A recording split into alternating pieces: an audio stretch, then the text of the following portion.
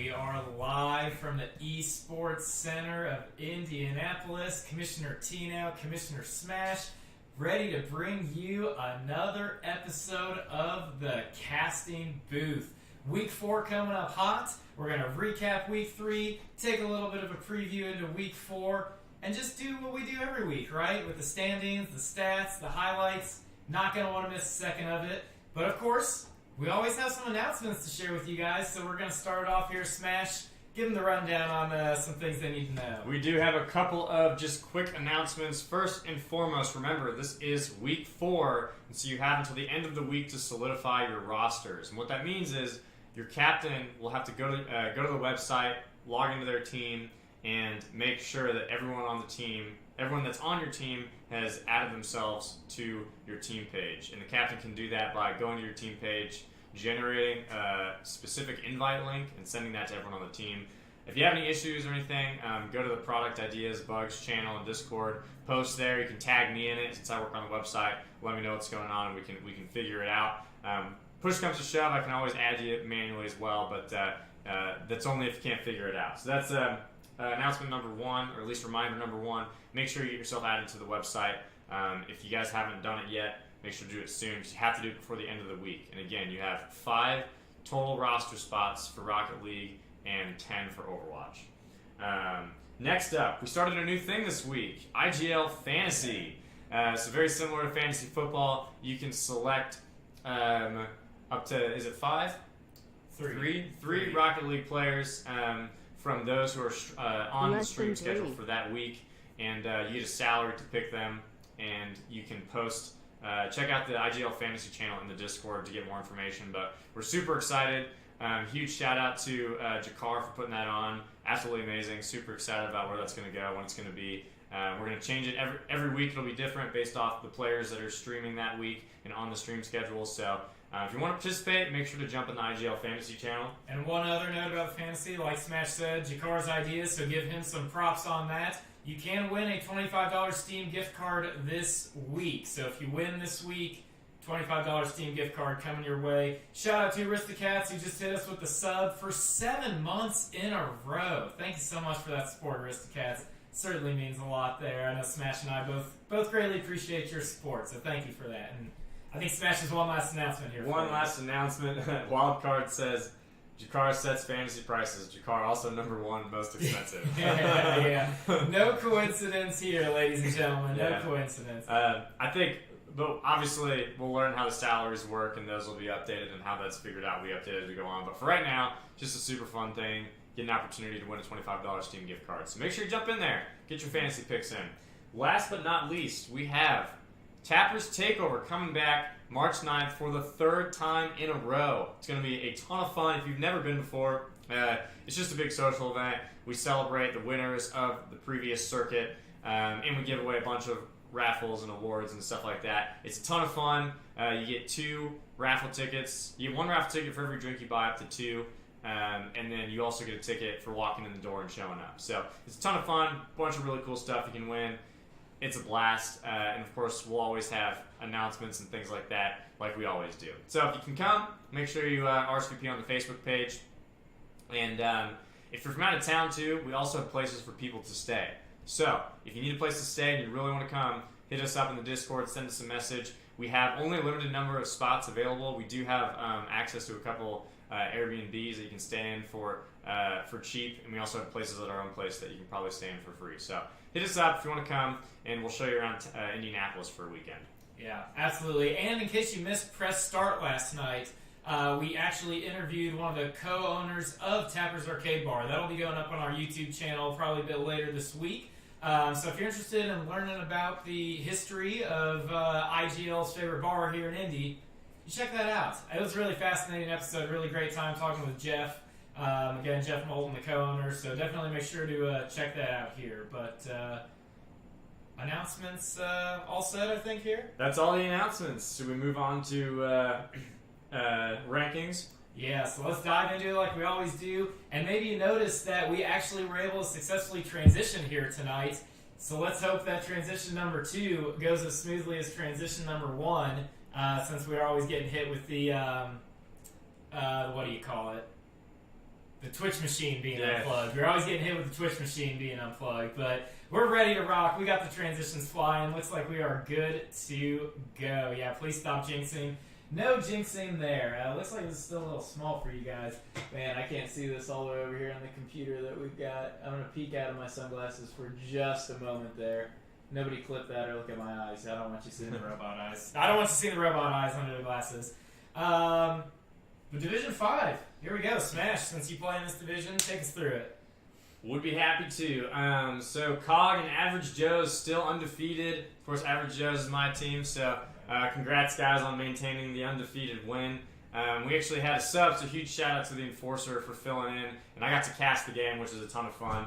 But COG 4-0. They've played one more game than us. We have our bye game left to play, so I'm sure we'll be catching up. But COG looking really good. 42 goals for, 27 against. Average Joe's 34 goals for, 14 against. So I mean, that's a pretty close lineup. That's going to be a good game. Average Joe's is playing New Week, New Car this upcoming week, and then I believe next week we'll be playing COG. So check out the schedule. You're going to want to mark that one on the calendar because it's going to be a good one. Town Gaming 1 and 2. Wow, the rest of the teams are all 1 and 2. That's pretty crazy. There's going to be a little bit of a fight for third place going on in Division 5. And you know what that means is people are still in the running for the money. Yeah, absolutely. I mean, everybody in Division 5 is going to make the playoffs. These teams are all so close. I'll watch out for New Week, New Car this week, man. Spotless, their manager, was saying that the full team is finally back, and I think they got their first win last week, if I'm not mistaken. But so keep an eye on them. Yeah, and that's the crazy thing about these lower divisions too, Division 4 and 5. You have a lot of players that teams are playing with subs, and so depending on what subs play, it could be a totally different game. Right. Happens all the time. We saw that in the last circuit where you saw teams that were, again, sort of lower on the totem pole going into the playoffs actually end up going to the championships or the semifinals. So if you're in these lower divisions, don't underestimate the other teams. You never know what's going to happen. But shout out to No Name, New Week, New Car, Town Gaming, Crab Season, and Big Think. You guys are all tied for third right now. Let's see if any of these stat lines look appealing. They're all pretty even, actually. I mean, pretty 50-50. Town Gaming, 12 and 14. No Name, 25 and 22. New Week, New Car, 13 and 28. And Crab Season, all a bit lopsided. But then you got Big Think with 25-27. So, going to be an interesting play of events here. Yeah, it's going to be very interesting. And COG, you notice, sitting there at 4-0. I think they're our very first team here in the winter circuit to actually go 4-0. I haven't gotten a chance to look through all the stats. Or actually, yeah, you know what? Since these standings are all through 3 weeks, so COG is the first team to go 4-0, and that's because they played their bye week match during week 3. So they're already they're rolling along, man. Keep an eye out on COG. C-Riv there in the chat, the captain of COG. Definitely excited to see his team sitting at 4-0. So Division 5 looking tough, looking like it's going to be a pretty competitive time. So should be fun to watch this finish out. And then again, all the teams get in the playoffs. So this is anybody's division, man. You got to come to play here. Let's move it along here to Division 4, though. Take a look here at Division 4. Smash, I'll let you kind of walk through it. Sure thing. So currently only 2 undefeated teams left in Division 4, OKSC and Bubbles. OKSC, a returner from the previous circuit. I believe this is their second circuit. I don't think they played in the summer circuit. They're coming back with a vengeance. 3-0, undefeated. 26 goals for, 11 against, and really no one is terribly close to them. Bubbles actually 36 and 16. That's pretty good as well. That might actually be a better differential there. Soul Kid, Hard Carry, Massive Legends coming up, tied for third place there, 2 and 1. And then you've got Are These Bots with a 50-50, followed by a bunch of teams that are currently 1 and 2. There are a couple other teams that are 1 and 1 as well. Shuriken and Neo Tokyo Radiators, and you got a bunch of teams there in the middle of the pack. Skooma Academy Professors, Dab and Snails, Local Sports Team. Local Sports Team actually made it to the championships for their division last year. Lost to OKSC. It's 3-0. Yeah, right. So, yeah. That's crazy. Local Sports Team, Lil Yorbs, C3 Esports too, all 1 and 2 right now. So you never know. I mean, that middle of the pack's always so interesting because, of course, you have your schedule largely determines at the very onset like how well you do if you play some of the more competitive teams, which we saw honestly a lot in Division 1 and 2 last circuit. Yeah, you had a ton of teams that were actually very good. They were going up against like Danger Zone, Genesis, like I'm blanking on the other ones, but there were a couple Purple D rank, IUD team, and then all of a sudden in the playoffs they just like came out of nowhere. Yeah. It was because their schedules were so insane. So don't underestimate these lower teams. You never know what's going to happen, especially since they might just have really difficult schedules up front. And if the playoffs come around and they get lucky in the seeds, they might actually be able to go places. Yeah, absolutely. I mean, in these lower divisions, we mentioned in Division 5, we'll say again in Division 4, everybody in these divisions is going to the playoffs because there's less than 14 teams. So you can't really, even if you maybe beat somebody pretty bad in the regular season in these lower divisions, they may be coming for you. They may be studying game film, practicing up. So lower divisions, I guess my advice would be make sure you stay hungry there because I know all these teams are chomping at the bit trying to get to those cash prizes there because they're there for the taking, certainly for these lower divisions. I will give OKSC another quick little shout out. I do know that they are actually 4-0. They played their Week 4 match, still undefeated. They're going to be looking strong heading into the playoffs, so I would definitely keep an eye on them. Bubbles, they're one of our Switch teams, so pretty neat to see them doing well here. But yeah, competitive top to bottom here. Definitely a lot of good matchups to look forward to here for the rest of the season, as well as in the playoffs. Any shout-outs before we jump into Division 3? I think I'm good on this one for now. You covered them all and got it going, so let's get it in Division 3. And I'm actually gonna have to move the mouse this time so we can see all the teams. Well, let's start off with like the top half here. All right, Division 3, one of our larger divisions. Red Team, Dirty Mark and the boys, Pizza Time, Goofy Goobers, all still undefeated. Unless we've had some recent games, but still undefeated. Wow, 4 teams in Division 3, still going strong. Let's take a look at some of those stat lines here. Red Team, 40-23. Wow. Dirty Mark and the boys, 31-18. Pizza Time, 35-13. Goofy Goobers, almost pretty tied up there, 32-15. Oh man, I'm really curious. Are any of those teams playing each other over the next couple weeks? We gotta get like the schedule up here. I think Pizza Time and Goofy Goobers play this week in their bye week game. You might be able to pull the Discord up and check the schedule. I think it's Wednesday at 7:45. But I think they play. I do know that Dirty Mark and the boys played, and they won. They're 4-0, so they move on. Not sure who Red Team's playing Supersonic Avengers this week. I remember that because we played you guys last week in Overwatch. It was Red Team versus Supersonic Avengers in Overwatch. That's right. Now it's Red Team versus SSA on the Rocket League field. So, yeah, but how... Pizza Time and Goofy Goobers, are they getting their bye week game in here? Because I know I think it's a bye week game. Maybe I'm getting my teams confused here. But so bye week's 2.5 and then this week for Division 3. No, but you can play your bye week game at any time. So go to the yeah. bye week tab, just see who all has the games. Is it Pizza Time? Pizza Time is playing Goofy Goobers, and I think they're playing on stream this week. There you go. Yeah, definitely tune in for that one. 2 undefeated teams going up. One of them's gonna get the Titan Killer Award. Yeah. We'll see what happens. But yeah, it's going to be an insane matchup there. Definitely going to want to check it out whenever 2 undefeated teams going up against it. But here we go into the middle of the pack. Lots of 2-1 teams here. Dreams Never Die, Decent Esports, Dread, Silver Muskets, Skooma Beans, Sun Bros, Scouts Esports, and Dink and Flicka, all 2-1. The middle of D3 is it's very competitive. Yeah, Jakar, you were right about Pizza Time versus Goofy Goobers being on stream. I do know that Decent Esports is playing on stream this week. I can't remember who they play. I think Dink and Flicka sent me their scores, but I can't remember the result of that. I want to say that they won, so they might have moved to 3-1.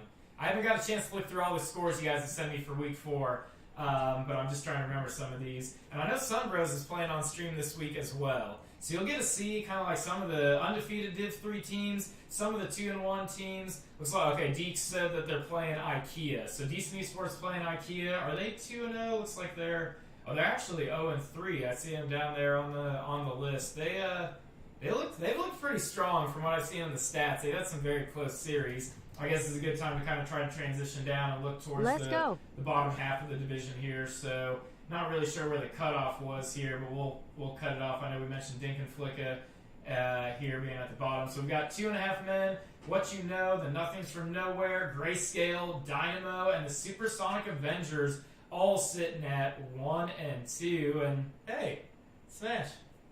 Oh, that's I like it. 4 months in a row. See, if you guys were here in the studio, I would just give you a little fist bump or something for your subs. We need a live audience. Yeah, we got space up front. You can sit on the floor. That would be pretty entertaining to have a live audience here sometime. We need to get like fake cheering. That's what we're gonna do. For the next casting booth, we're gonna have fake cheering. We're gonna have a little button on the stream deck. You just hit that. Yeah. Just fake cheering. Yeah. We can do it when we're doing the predictions and stuff, and then it'll be like, Chad, you can tell us if you like our prediction or not. We'll get the cheers, we'll get the boos, we'll get it all going on here. Scuba Beans would be the best live audience. That's hilarious. Yeah, I don't doubt that. Nuggy Fresh hanging out in the chat. We were just talking about Dreams Never Die being at 2-1. That's who. Okay, I mentioned Sunbros is playing on stream. That's a big time matchup. Sunbros taking on Dreams Never Die this week, I believe on Thursday. So that's 2 of the Div 3 teams that are sitting at 2-1.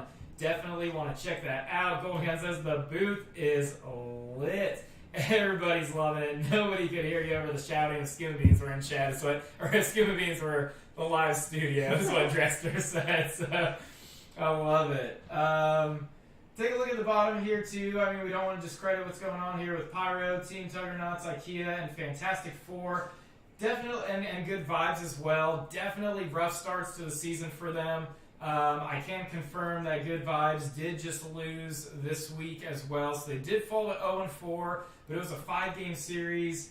I think if you kind of look at Good Vibes' stat line, it's pretty close. An 11 goal differential for being the 3-9, not too bad. They're a pretty tough team. One of those ones maybe that we talked about who might have just run into some tough teams to kind of start their season, and it's been a rough time kind of recovering here for them.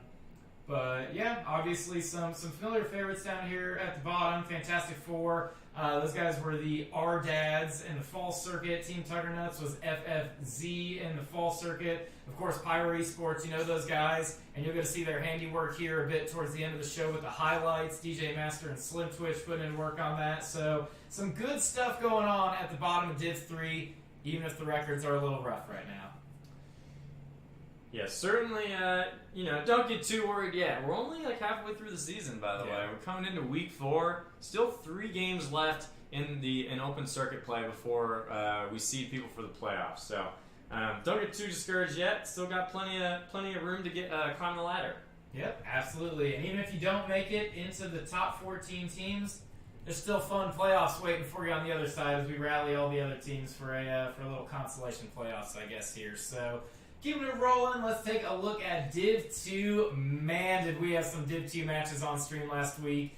It was almost like the Div 2 week, quite frankly. And you see up here right at the top who came out on the better end of the Div 2 massacre on week 2. Smash, we got a lot of undefeated teams up there. Yeah, we do. Division 2, the largest division in the Indy Gaming League winner circuit. Sledge Central, Enigma, OG Gaming, Sweet, Goshen College, Indy Daredevils, and Cool Dads, all undefeated right now. Wow, this is going to be a slaughter. So I'm legitimately scared for the Div 2 playoffs. Mustache did a little number crunching earlier, and I think he posted in the RL General channel.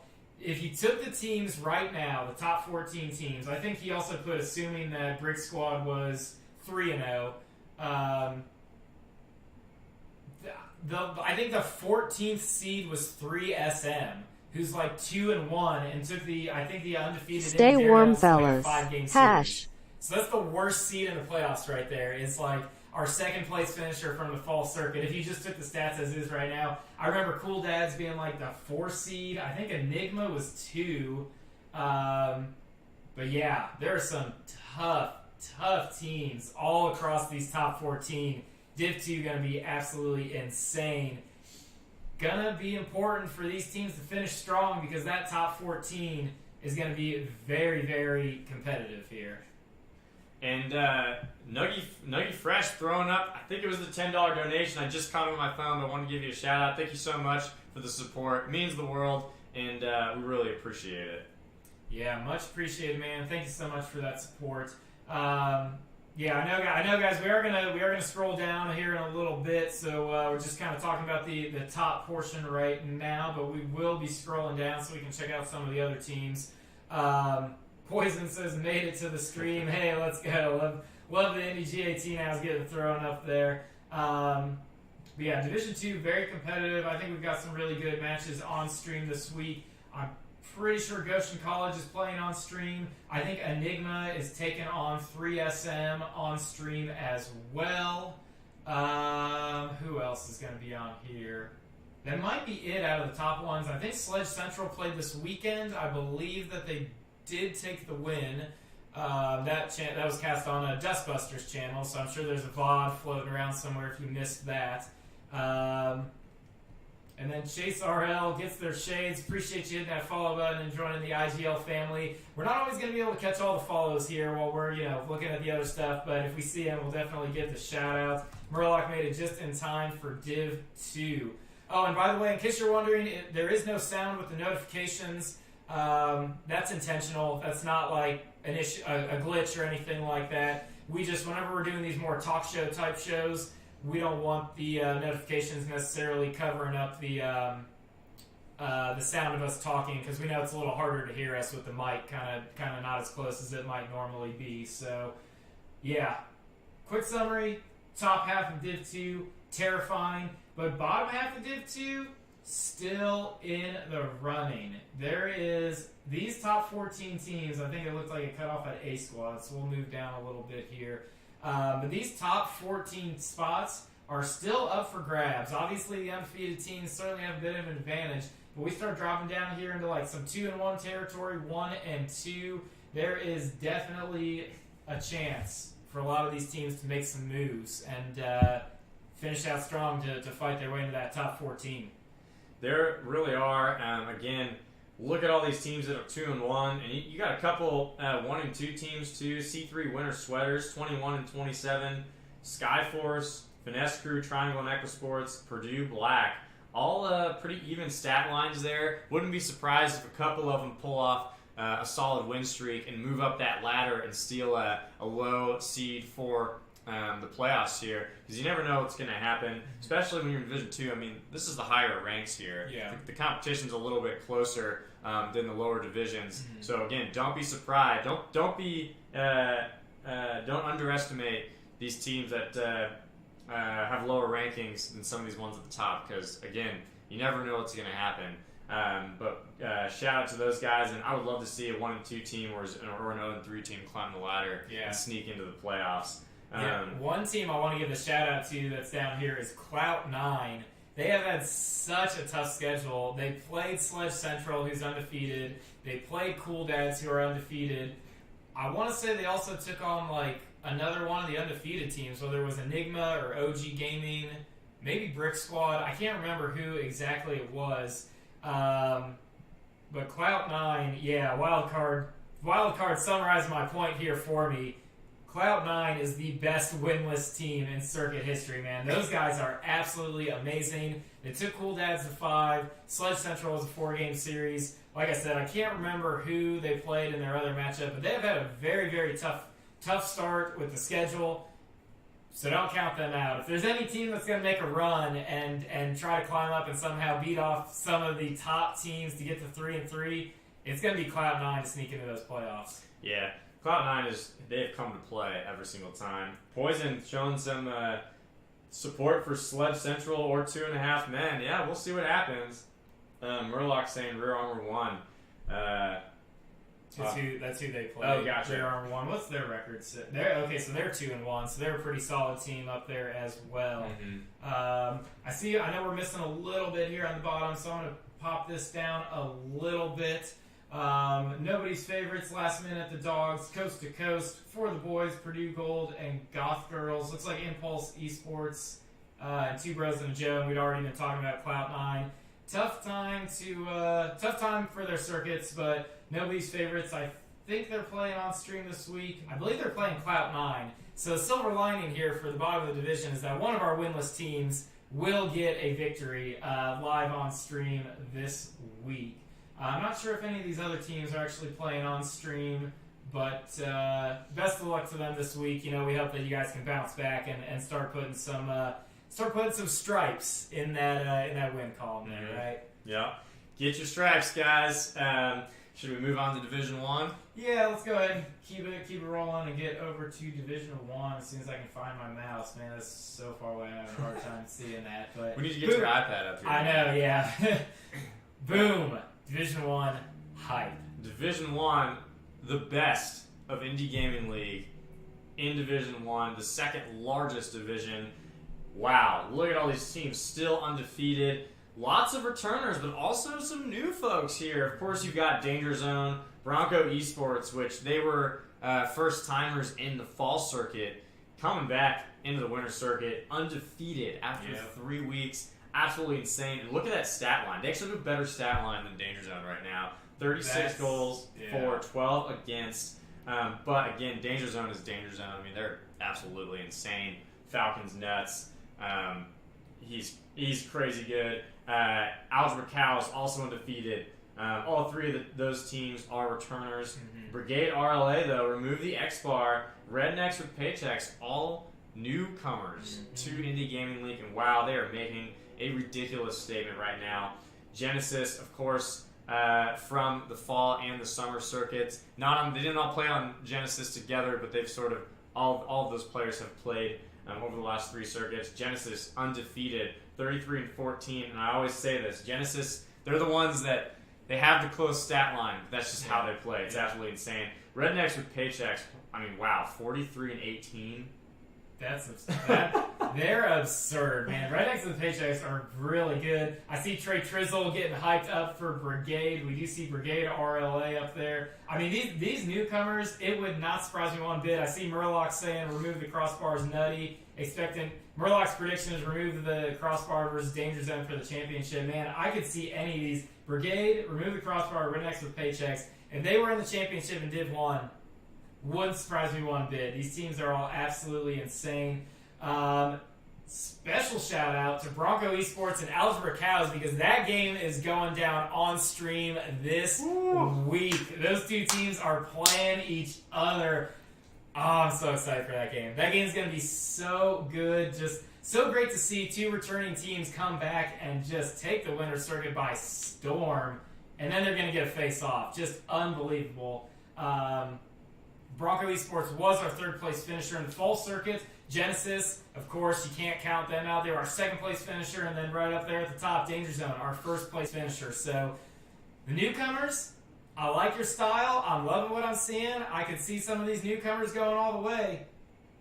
But the top 3 teams from the fall circuit are still there, so you gotta be prepared for them because our veterans, I know they're not getting up those top spots easy.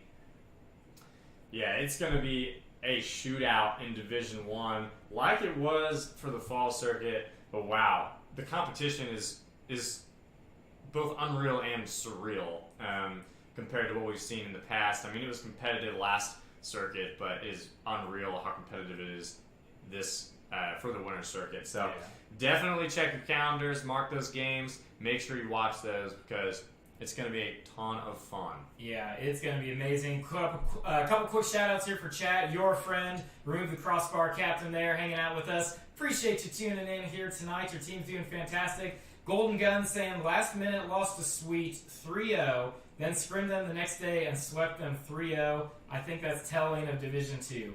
Completely agree. Like, the competition level in Division 2 is so close that any given night, any of these teams can beat each other. It's just unbelievable how close this is. But gotta be on your toes. Yeah. That's all it boils down to, man. It's these six games matter a lot during the regular season, so definitely important to get your wins in. We're going to scroll down a little bit here and start looking into some of the 2-1 teams for Division 1. So, Untitled, I know we were just talking about some newcomers up there with like Brigade, or Remove the Crossbar, and Rednecks with Paychecks. Untitled's another newcomer that honestly would not surprise me one bit if they showed up in the championship. They played Danger Zone, and it was a 5-game series.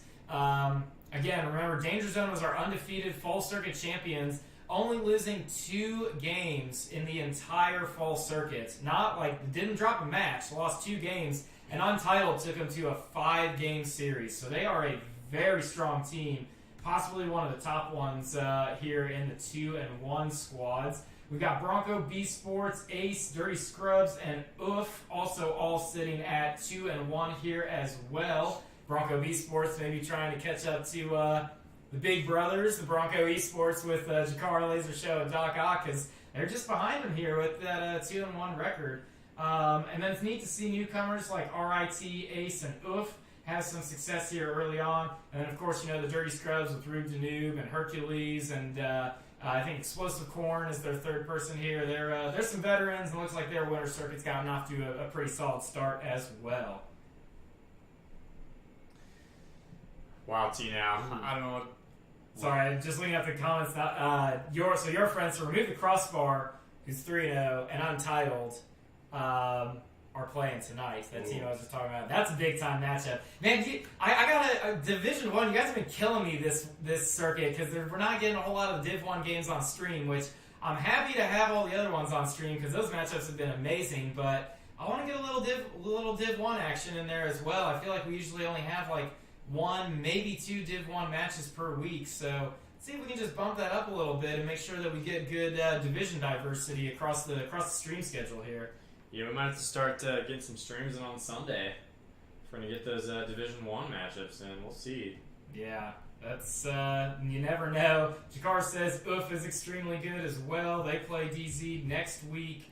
I rigged the schedule against Danger Zone. Hey, there's a possibility, I mean, no, there's not a possibility, but I did just do random, which is funny because looking here, we're getting ready to start talking about the 1 and 2 teams. You see Brigade Esports at the top of the 1 and 2 here. They actually play Brigade RLA. So the two brand new teams, I know nothing about them. They're coming in from the same org, and I randomly pair them against each other. So sometimes that's just the way the schedule rolls here, folks. It's just, there's no rhyme or reason to it. That's just how it goes. All right. Anything else for Division 1 before we move on to Overwatch? Yeah, I want to make sure we give appropriate shout-outs here as we start rolling down towards the bottom half. We were just talking about Brigade Esports, Boilermakers, UTA, Plebs, Lady and the Tramps, Purdue, Rocket League, Faded. Man, the list goes on and on. Purple D rank, New England Whalers, and I don't know, all sitting at 1 and 2 here. Some returners from the fall circuit looking to maybe bump their way up here, get a couple wins, finish out the season strong. I have to take back what I said earlier. What we talked about earlier with Cloud9. They're not the best winless team in circuit history. That award goes to IU Bloom because those guys are absurd. They are so good, and they're sitting at 0-3. Talk about a tough schedule. They have played, I think they played, did they play Danger Zone? Man, I can't remember who they played. I know they played at least 2 of the undefeated teams. I'm totally blanking. We just saw an amazing series from them 2 weeks ago. But they have had a tough matchup, and they were one of our top teams in the fall circuit. Not all the same players, but IU Bloom, formerly IUD team in the fall circuit, was actually the only team to take games off of Danger Zone. And here they are sitting at 0-3, which just shows you how strong Division 1 is this time around. And again, Purple D rank, they were undefeated in the fall circuit regular season at 6-0 before losing to Bronco Esports in the playoffs. And they're sitting at 1-2 as well. So there's some very strong teams here at the bottom of Division 1. just hasn't been their circuit so far. So we'll see if they can kind of bounce back a little bit. Yeah, so just so everyone knows, IU Bloom played Brigade Esports in week 1, Rednecks with Paychecks in week 2, and they played Purple D Rank in week 3. And Purple D Rank, they were undefeated for the first couple weeks of the fall circuit, so they're certainly up there. IU Bloom is playing UTA this week, so they might have some more success against them. We'll see. Yeah, it'll be interesting to see. And as Jakar correctly points out here, Purple D Rank, I think Purple D Rank actually beat IU Bloom in week 6 of the fall circuit to go 6-0. And so you kind of see history repeat itself here as Purple D Rank and IU Bloom did play, and Purple D Rank ended up getting the better of them again. So maybe Purple D Rank just kind of has IU Bloom's number here. Hard to know, but you see Shell Shockers and Decent Esports both sitting at 0-2. Each of them had bye week games, so they have a little bit more time to move their way up the ladder. Will be very interesting to see what they do here with their remaining 4-game schedule here. But yeah, I mean, don't get down with the losses. Just keep on rolling. Again, there will be another playoffs for teams that are outside the top 14. So you still have that to look forward to here. But all 5 divisions, I'm excited, man. There's stuff to get excited about in all 5 divisions in Rocket League, and there's stuff to get excited about in Overwatch. Let's take a look at kind of what these standings are shaking out to be here with OW. Overwatch, wow, A Squad and I Need Healing, the only 2 undefeated teams left. God Save the Queens and Slaughterhouse 6 took a loss, but that's bound to happen. A Squad and I Need Healing just absolutely insane. They're both incredible teams. Supersonic Avengers 1 and 2, that's my team, so we're doing okay. You know, we're getting our feet underneath us. Red team, which is that's you guys took a win over us this last week. Did, yeah. Danger Zone and C3 Inquisition rounding out the pack. But Overwatch, pretty exciting. We've got 2 Overwatch matches tonight, right? So we got 1 Overwatch match tonight, and we're going to get to see a battle of the undefeateds. A Squad and I Need Healing going head-to-head on stream tonight. Smash mentioned that God Save the Queens. They were undefeated. They took the loss. It actually was to I Need Healing, and that was on stream last week. Slaughterhouse 6's only loss, also coming to I Need Healing. So I Need Healing has beaten 2 of the top 4 teams here already. We'll see if they can keep that rolling tonight against A Squad. Again, that comes up at 9 p.m. Eastern after the casting booth. For my team, for Red Team, I know we played Danger Zone this week, so I'm pretty excited for that matchup.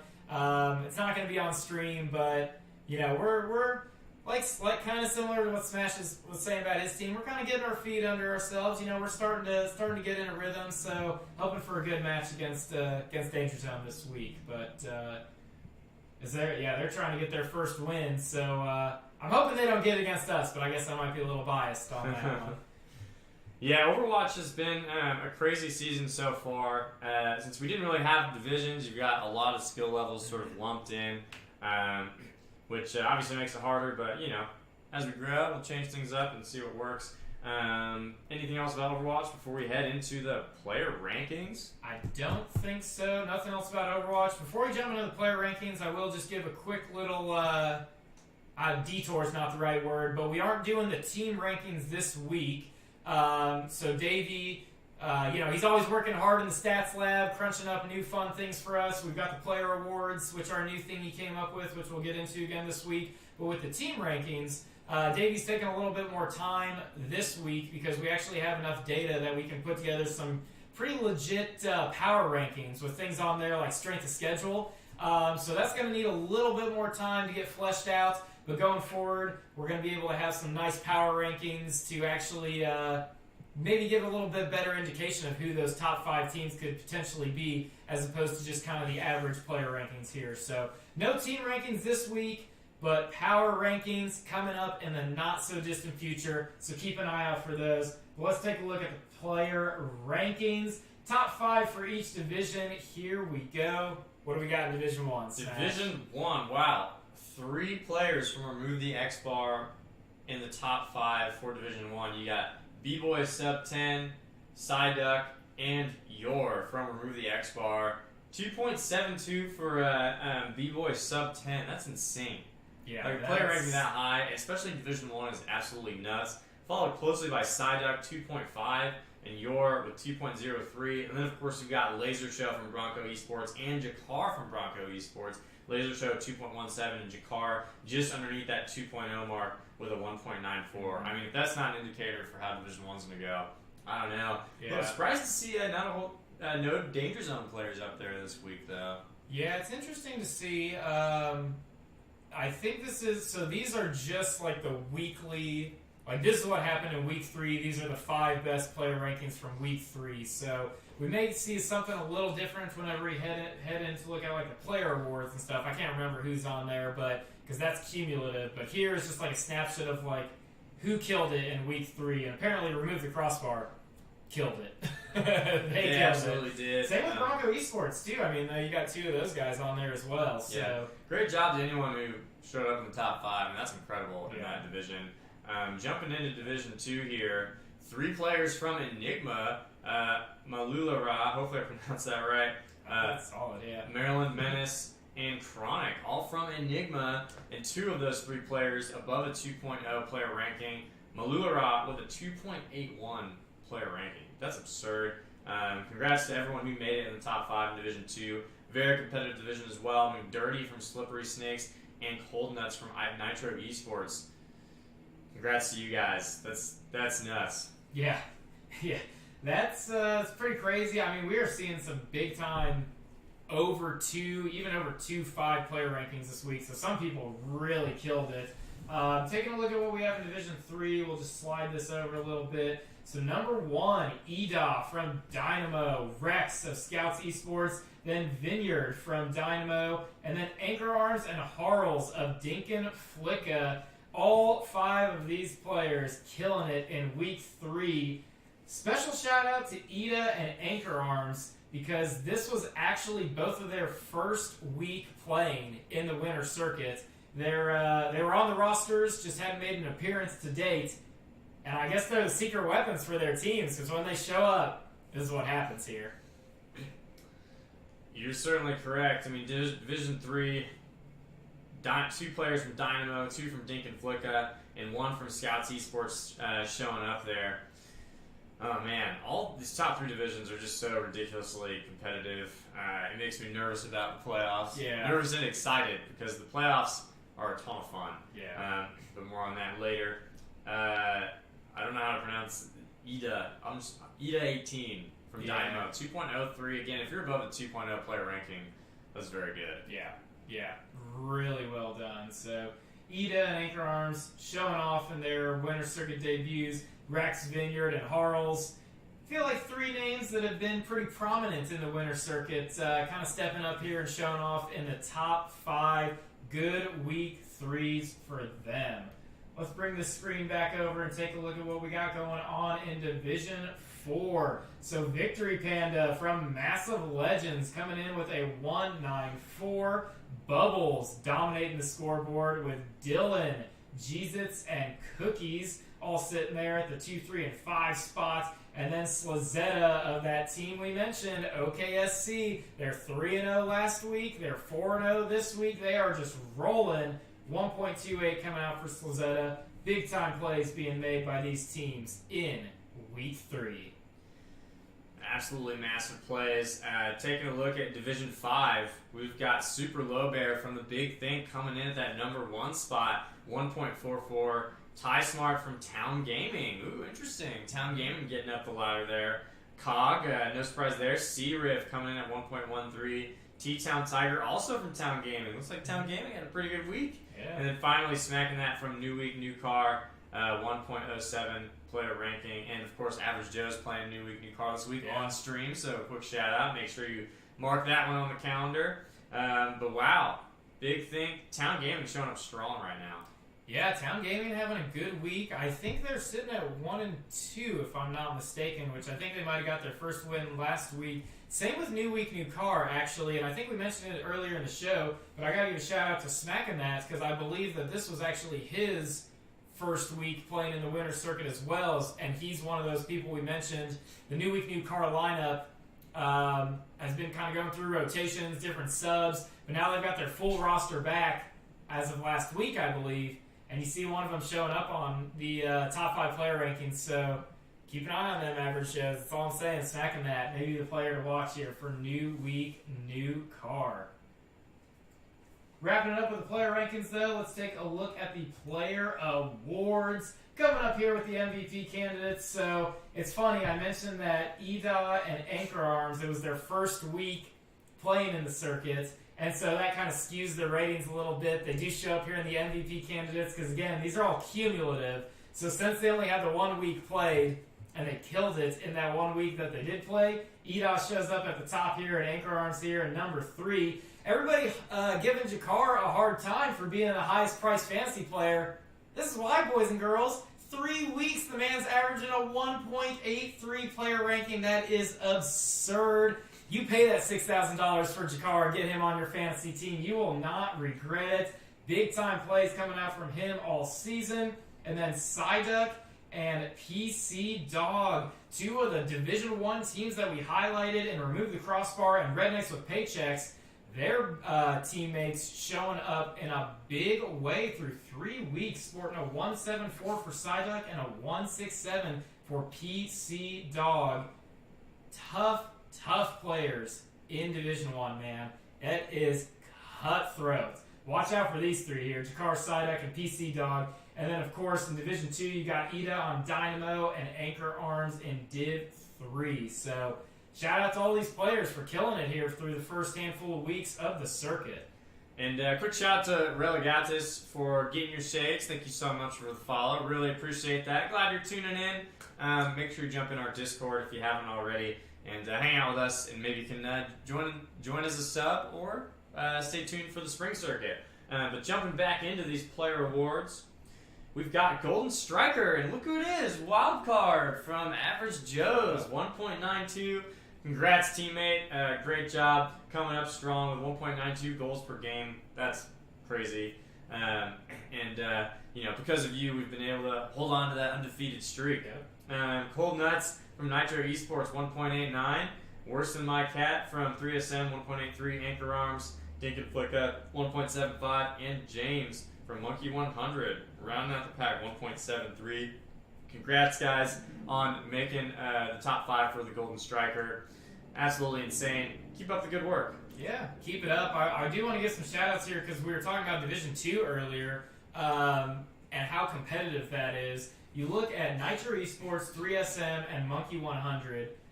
All those teams are in Division 2, right? And I don't think any of these teams here, any of these teams are undefeated. So like these guys are just absolutely killing it. Cold Nuts, Worse Than My Cat, and James, all in the top 5 for the Golden Striker Award. So Div 2, stay noticed here of some of these players. If you think you're sitting good at 3-0, watch out for some of these guys that are putting on the offense here right below you. Extra special shout out to James because Monkey 100 played on stream for the first time last week. And James kind of made a name for himself playing against 3SM. And then you see him here at the Golden Striker. And you may see him on the highlights. Who knows? We'll find out more as we get towards the end of the show here. But the brick wall. Smash, who we got on there? Who do we have? T-Lore from Purdue Gold. 2.56 saves per game. Crazy average, followed by Apple from Time. That's actually hilarious. Anyways, 2.5. Ida from Dynamo, 2.33. Manivault coming in from Pledge of Allegiance, one of the co-casters for Indy Gaming League, coming in hot in the top 5 for the brick wall. And Sidowitz from Impulse Esports. Impulse is part of the Pyro Esports club there, so congrats to them for showing up as well in the top 5 for brick wall. Man, those are some good saves. Yeah, very impressive. Bronco Buster saying, how come Laser's not on the brick wall? He needs to go harder. Yeah, he's got to get that brick and mortar out and start building in front of that goal if he wants to get on here. This is cumulative, by the way. Shout out to Manifold. I mean, he was on here last week too. He's on here this week as well through 3 weeks of play, averaging 2.3 saves per game.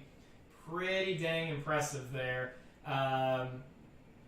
to be on there 2 weeks in a row. So definitely excited to see him on there, and all the other guys as well. I mean, Ida, first week, had a great week there for Dynamo with a ton of saves. Sisowitz, Apple, Taylor, putting on a show, keeping that ball out of the net. That's what you like to see. Defense does win championships, but offense wins championships too. So who's doing the best of assisting their team in getting to that championship? And here we have the top 5 Master Tactician Awards here. Squashy from RIT Esports, 2 assists per game, followed by Ryu from Untitled, 2 as well, tie there. Yeah. Anchor Arms, 1.75, Dinkin Flicka, and myself, let's go. Average Joe's, 1.57, and Ida from Dynamo, 1.33. I actually don't know how I could be on this considering I didn't play in the last game. Well, because it's cumulative. Oh, these are cumulative. Yeah, these are cumulative, and you've got Wildcard putting in 1.98 goals per game. So there you go. Got to hit the ball. Just hit the ball towards the net, and hopefully he'll find it. Right? Some of those assists, I'm like not sure if they should really count as assists because it's probably just me missing a goal. But you know what? I'll take it. Still counts, and you're number 4 on the Master Tacticians. Love to see it. Yeah, again, I feel like, so Anchor Arms and Ida, again, Ida showing up in 2 of the top categories here, both Brick Wall and Master Tactician, just had himself a phenomenal first week.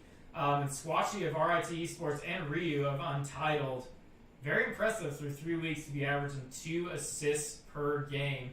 Look for some high-flying offense coming out of those Division I teams. And of course, last but not least, our Sharpshooter Award. I like what Davey did this week. He buffed it up a little bit. This is sitting at 10 plus shots. So we've got right on time shooting 61% on 18 shots. That's absurd. T-Town Tiger, Old Man Joe, best shots, and Michael, all rounding it out. Everybody sitting at 58% or higher with at least 10 shots taken. Pretty impressive accuracy whenever you think about how difficult it is to score in this game, and that even if you get a shot off, it can still be blocked. So, yeah, Mr. Zen TV, Brigade hype on there. DCI Michael there with the 58% shooting. Interesting little note to see that the bottom 3 here, the 3, 4, and 5, all shooting the exact same shooting percentage. So, if you really want to bust your way into this sharpshooter, make sure you line those shots up and make sure that they go in there. Got those bacon. You guys already gone over the division standings and stats? Yes, we have, but since we may be able to go back at the end, so we might have some extra time. Check those out if you have specific questions, so let us know.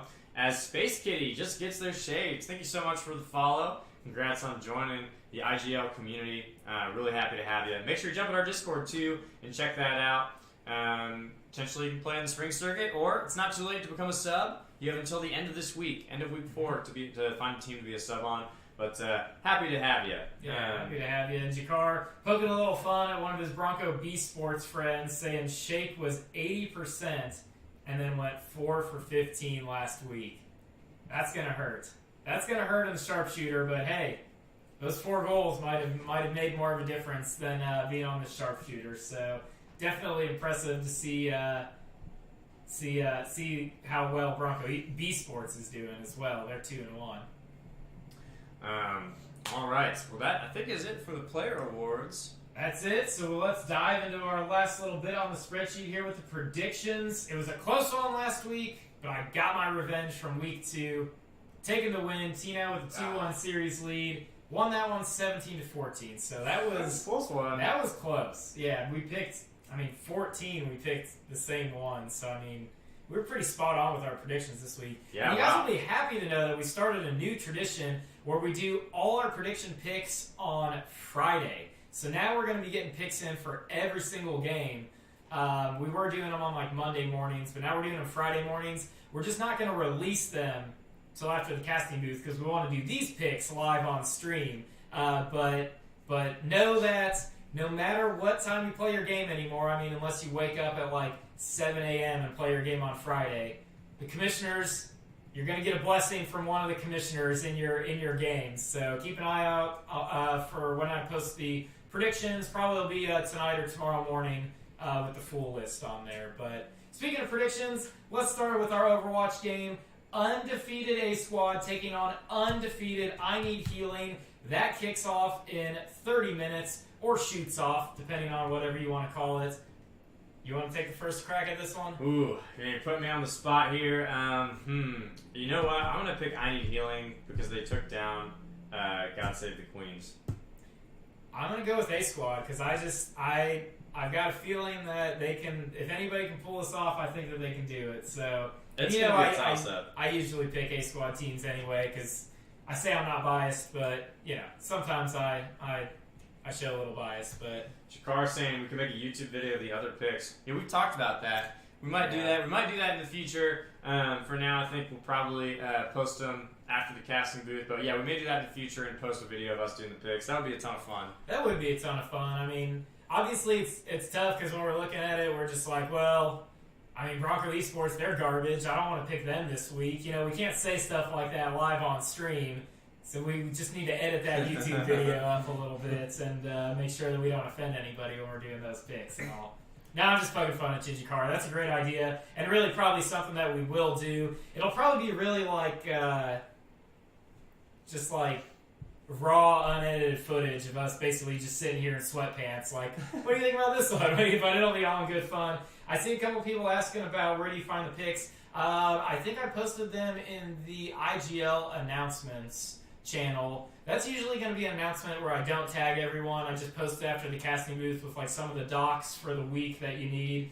I think it's in there. So just check in the IGL announcements and scroll up a bit here. But yeah, the Overwatch match is intense. We got these Rocket League ones to get to. Jumping into Rocket League. All right, since I went first for Overwatch, you're going first for this one. Skyforce or Goshen College? I did like what I saw from Skyforce last week, but Goshen College is 3-0. I don't really feel comfortable picking against them. I think they're strong right now, so I'm taking them. I'm gonna pick Goshen College as well. They're just they are looking pretty strong. All right, you know what? Since Enigma had 3 in the top, there was a couple players in the top players there. I'm gonna go with Enigma. I actually want to pick 3SM. Like I think that they're one of the underestimated teams in Division 2. They finished second in our fall circuit. They're sitting at 2-1. I think they're going to take out 3-0 Enigma on stream. All right. Calling it. You heard it here first. Danger Zone or Purdue RL? Oh man! Until somebody actually beats Danger Zone, I don't think either one of us is ever going to pick against them. They're just so good. Until somebody actually beats them, I don't see how you could even joke about picking. I think team. someone at some point. Although if I saw Rednecks with paychecks remove the crossbar going up, I may throw my hat in with them. At some point, someone will beat them. Yeah. I just don't know when it is, and I'll probably predict correctly by picking them more times. Yeah. Than the opposite. So I'm going with the odds here until someone beats them. But then next we got Red Team versus Supersonic Avengers. Oh, I gotta go with my boys. This is a rematch of Overwatch here. I'm picking Supersonic Avengers just because my former teammate Davey's playing and gotta support him. Neo Tokyo Radiators or Are These Bots? I thought Are These Bots was really rolling early on, and I probably would have picked them if Neo Tokyo Radiators hadn't had such a strong showing last week. So I'm gonna go with Neo Tokyo Radiators. I think they're starting to hit their stride. All right, I'm gonna go with Are These Bots. Let's keep it going. So I'll be up next. Triangle and Equisports or Monkey 100. Triangle and Equisports played really well against whoever they played last week. So this one's really interesting because Triangle and Equisports played super well against the Indy Daredevils, who are 3-0. Right. And Monkey 100 played super well against, I believe it was Enigma. It was either Enigma or 3SM. Actually, it was 3SM. Monkey 100 played fantastic against 3SM, so... I'm going to go with Triangle and Equisports. I'm taking 3SM, or not 3SM, I'm taking Monkey 100. All right. Because I'm a huge James fan, and he made a name for himself on stream. And I love the flashy plays, so shout out to James. Goofy Goobers or Pizza Time? This is the tough one. This is the tough one. Do you want to pick it first, or do you want me to throw my vote out here? Man. I'm going to pick Pizza Time. Okay. I mean, it's a toss-up for me, so I'm just going to go with Goofy Goobers. SpongeBob reference winning the day here. All right, Bronco Esports or Algebra Cows. It's not getting any easier. No, I thought it was going to get it's easier not. after that. You know what's so unfortunate about these types of picks and having so many that are so close is like, I could very well just lose all of them. Right. And like I can't. There's nothing I can do about it. You know? It's not like, you know, if you pick an upset or if you're picking someone to beat Danger Zone, it's like, okay, well, you kind of know what you're getting into. Right. It's like with these, it's like I could get both of these wrong, and then I'm at such a disadvantage. Oh man, I'll let you pick first on this. I'm going with Bronco because they like came out of nowhere last season and did really well. So I'm going with Bronco. I am as well. You know, Ooh, I've got a lot of respect for Algebra Cows, right. And they're 3-0. Interesting. The Algebra Cows are a strong team. Don't get me wrong here, but Bronco Esports just looks like a completely different team from last season, and they were good last season. Like they finished third in the fall circuit, and they just look even miles better than they were last season. I'm not betting against that. Bronco Esports is getting into like danger zone territory for me with the picks, where it's almost just like until somebody shows that they can beat them, I'm probably going to go with them. But I got a lot of love for the Algebra Cows because they are an absolutely fantastic team, and I'm super hyped up for that matchup. But yeah, going with Bronco here. All right, moving on down the line here. Dabbing Snails or Shuriken? Ooh, this one's a toss-up because I think Shuriken is winless. Dabbing Snails is sitting at 1-2. You going for the upset or? Yeah, I'm going for the upset. Okay. I don't know, something about Shuriken. It just sounds right. I don't feel like Snails would be able to would have a very easy time against like Ninja Stars and stuff. So Shurikens, I'll take that. I'll go with Dabbing Snails. I just had another idea. Okay, this would be a great idea. So we should keep a separate. So we should have another way to earn some points. Mm-hmm. Maybe the points don't matter. Maybe they do.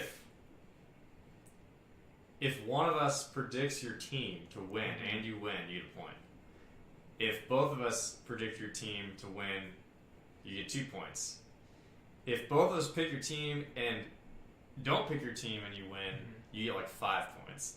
I like this. This is a fun little point scoring system here. We'll have to look into I'm not saying I don't know if that's the perfect way to do it, but I like the idea. Basically, just figuring out some way to make it we could have like some kind of point system where it's almost like kind of matters which team we pick. Because right now it matters, but in a very real sense, it's like it's just for fun, right? It's just more bragging rights than anything. Yeah, if we could put a little some sort of like little prize on it, where that would be kind of fun. Yeah. I like that idea. We'll brainstorm that one off stream here, ladies and gentlemen. Indy Gaming League. Maybe we should call ourselves like the Innovative Gaming League. Ooh, I like that. We're always thinking about new ideas, but No Name versus Town Gaming. I think I'm going to stick with No Name just because I feel like they have been overall more solid, although we did see the Town make some statements in the player awards in the top 5. I'm still sticking with No Name, though. I'm going to pick No Name as well. Not feeling... Yeah, I'm going to pick No Name, going to stick with them, but I'm curious to see what Town Gaming does. Sure. Yeah. All right. And run the last stroller, dog. It's almost time. Scuba Beans versus Team Tuggernauts. You know who I want, baby. Scuba Beans, mark it in all caps. Lock it. T-Now's picking them. 420 bits from Troller Dog for that scuba prediction. Drexter's hyping it up. I love it. I'm picking Team Tuggernauts, not only just because I want to go against T-Now, but also because Ryan Z and his team played in the fall circuit, and they actually did very well, and they actually came back. So I'm curious to see if they can pull things back from last Troller Dawkins. Hey man, you know what? I'm trying to make it fun here. Yeah, I'm trying to make it fun. That's hilarious. Of course, I'm going Average Joe's, picking my own team. We're going to get new week, new car. It has worked out for you, hasn't it? I mean, if you pick your team every time you're 4-0, I think I even picked you guys one time. You did, yeah. Not this week, though. I got a lot of faith in what Spotless is dealing with. The new week, new car. They're coming back here. Sorry. I know we acknowledged the 420 bits there from Troller Dog, but just want to say thank you so much for the support. Really appreciate that cheer. Mr. Zen said you guys should pick on Saturday since sometimes you get around to picking and some games are already played. Yeah, so that's what we had mentioned a little bit earlier is we actually pick Friday morning. We have all the predictions done. We just don't release them until after the show because we do this portion of the predictions live. So we don't pick the streamed matches beforehand. But we do pick all the other ones beforehand. So you'll get our full predictions coming out here after the show. That's right. And getting close to the end here, decent esports from Division 3 against IKEA. I've liked what I've seen from IKEA, but they don't have a win yet, and I just don't see decent esports falling down this week. I got decent. I got decent. That's for my boys. Deeks, that one's for you, man. Appreciate all the support from Decent Esports on 2 levels of play here, Division 1 and Division 3. Looks like Smash is agreeing with me that Division 3 gets it done this week. I'm going for Decent Esports, even though I love IKEA, both the team and the place. But moving on, Dreams Never Die versus Sunbros. Ooh, this would be a good game. So 200 bits coming out from Buddy Man Dude, and then 100 from Deeks, the decent guys in the chat. They're pretty happy with the double commish prediction here, and we're pretty happy with your cheer. Thank you so much. That really means a lot there. So we have Dreams Never Die and Sunbros. Mm-hmm. This is a battle, man. This is a battle. I'm taking Dreams Never Die because I usually pick the A-Squad teams, and I know that whenever I don't pick Sunbros, it always gives them a little extra motivation. Shy Guy Rye, Crease, Chubwubby, I know they're watching, they pay attention, and they're going to be like, Tnow didn't pick us. Now we got to go out there and give everybody a good show. So I'm picking Sunbros. I love Shy Guy Rye. He's like, former rivals. I don't play up at his level anymore, but when I was playing on the Supersonic Avengers, loved playing against them. Super fun to watch. So I'm cheering for Shy Guy Rye on this one. Solid. Sunbros. It's going to be a good one. Cloud9 versus Nobody's Favorites. So we've talked a lot about Cloud9. Lots of fan favorites actually in Cloud9. I know Wildcard was giving them some cheers to them earlier. What do you got? I can't bet against Cloud9. I mean, I think Nobody's Favorites is a decent team, but Cloud9 has just, even though they're 0-3, they have taken 5-game and 4-game series against at least 2 undefeated teams in Division 2. Like I just think that experience is just going to be too much to overcome. I don't see Nobody's Favorites taking them out. That's going to be tough. As much as I want to see Nobody's Favorites climb up the ladder here, I think I'm going to agree with you on this one. Yeah, it's just tough, man. Cloud9's looked so good. They're 0-3, but I think this is going to be the week. Yeah. So Cloud9, maybe you're getting your first win. Maybe Nobody's Favorites will score a bunch of points. Prediction points. I just made up the prediction points. Who knows? We'll see. But here we go. That is it for the stream predictions. Tnow will get the rest of the predictions out into the Discord soon. I know someone was asking where you actually find them, including last week's. Where are we posting those? So I've been posting them in the streaming announcements channel. Maybe I'll start posting them in the IGL Circuit Info channel or something like that. I don't know. I'll let you guys know where they're going to be. But if you're looking for last week's, they are in the IGL announcements channel. If you're looking for this week's, they're not up yet. I'll let you know where I post them. That does it for all the stats and the preview and the recap of last week. Now let's get into the excitement a little bit. We talked about all the stats and the games and stuff. Who made those top 5 plays, though? Who killed it on the field and got into the top 5? Let's take a quick little look here. Slim Twitch and DJ Master working hard. We got those top 5 highlights for you.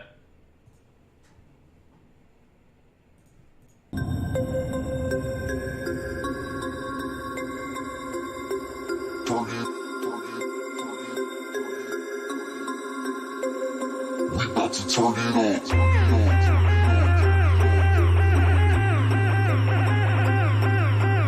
Going back on defense. Mr. Jerry with a miss. Demoed. Chronic hustling back. They got lucky there as Chronic is up the wall. Hits it. Oh, with a miss. Hai-Chan knocking it forward. This one might be in. Does it drop? And it does. Hai-Chan going up for Sledge Central 1-0. Hai-Chan goes up about as high as he can. Wait, did he flip off of the ceiling to get in position for that? Possession to get a shot, but then they almost throw it on target. Honey Boral Theorem, nice tap forward coming off the backboard. The 3-1-7 Slayer's going to look to clear. He's going for the demo. This one just slowly rolling towards the net. And why take the ball when you can take out the goalie? 3-1-7 Slayer, a man on a mission. You think he's going for the ball, and he just demos the last defender. What a play coming out from 3-1-7 Slayer. Urgency from 3SM. Nerves could definitely play a factor. Wrath of Lama getting another good shot. Nice save by James as he gets a good clear. What a clutch save.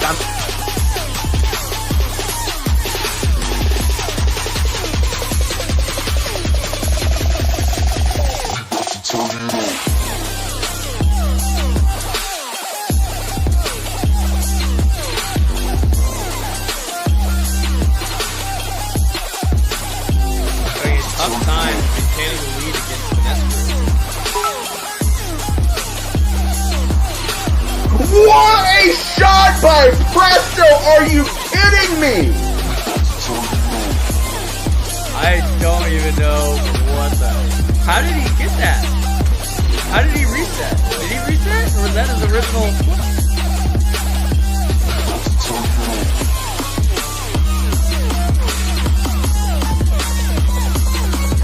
Your top 5 highlights for the week. Some pretty ridiculous plays coming out there. I see them sparking quite a bit of discussion in the chat. I mean, that 3-1-7 Slayer demo goal was absurd. Presto ceiling shot, unreal. I gave the shout out to James earlier. I was like, we may see him on stream. That save, absolutely nuts. Of course, it was Keepa putting in that crazy double touch. And then Hypo, I think, or Hai-Chan actually had that crazy defensive, apparently that was a ceiling shot, Jakar's saying in chat, and nobody even knew about that. So, just crazy plays. You see what you got to keep up with if you want to get in the top 5. Not an easy list to make there. Shout out to all the players that made the plays to get on there. So, Smash, I think we're wrapping up here. We've got Overwatch coming up at 9 p.m. Any other announcements or anything before we close it out? The same as usual. Make sure you give us a follow at Indy Gaming 317 on Twitch, Instagram, YouTube, LinkedIn, Facebook, and Twitter. Of course, if you're playing in the Winter Circuit, you have until the end of the week to get your teams registered on the website. Again, this is official roster lock, so whoever's on the website at the end of the week, that's who you're playing with. And if anyone finds you moving people around after that, that's dangerous. You're gonna get in trouble. I'm gonna find you. So that's all I'm gonna say about that is don't have roster issues after week 4. Otherwise, you're gonna have to come have a seat in the commissioner's office for a little chat. And I think the last thing I'll say also is I mentioned that on stream the other day that we're gonna be going through like a little bit of a rebrand. So a lot of the stuff on the website, the merch page specifically, won't be there within the next couple weeks or a month maybe. A lot of you went and wanted to buy the mug that I have here. So if you want a mug, it's not lasting very much longer. But no, just a lot of you guys wanted to buy the mug, so figured I'd shout that out there. The mug's not going to be available much longer. Limited edition, I guess. But if you want your very own Tnow mug, go check it out today. But that's about it. That's all we got left. Yep. Anything from you, Tnow? Only last thing I'll say is do not forget about our Tappers Takeover event on March 9th. I want to see you there. I want to buy you a beer. Come to the Tappers Takeover event. It's going to be insane. Details at the link that I just threw out. Thank you so much for making it another fantastic casting booth. These are always fun, man. Love getting into the stats and the standings and just seeing what all went down last week and what we can kind of expect here going forward. As far as finally, I started reading Rube's message, and read that out loud while I was talking here. Rube says, the mug finally takes a seat. I love it. Rube the Noob was the first person to buy the mug. He was. He even beat my mom and grandma to being the first person. So that's true IGL dedication right there. We're going to take a short little break, probably about 10 minutes or so, and then we're coming back with some intense Overwatch action. Undefeated teams, A Squad, and I Need Healing go head-to-head for the sole undefeated spots in the winner's circuit for Overwatch. Don't miss out on that. Commissioner Tnow and Battleman will be on the call. Short break here. Tnow and Smash signing out. We'll see you guys here again in just a few minutes for some Overwatch.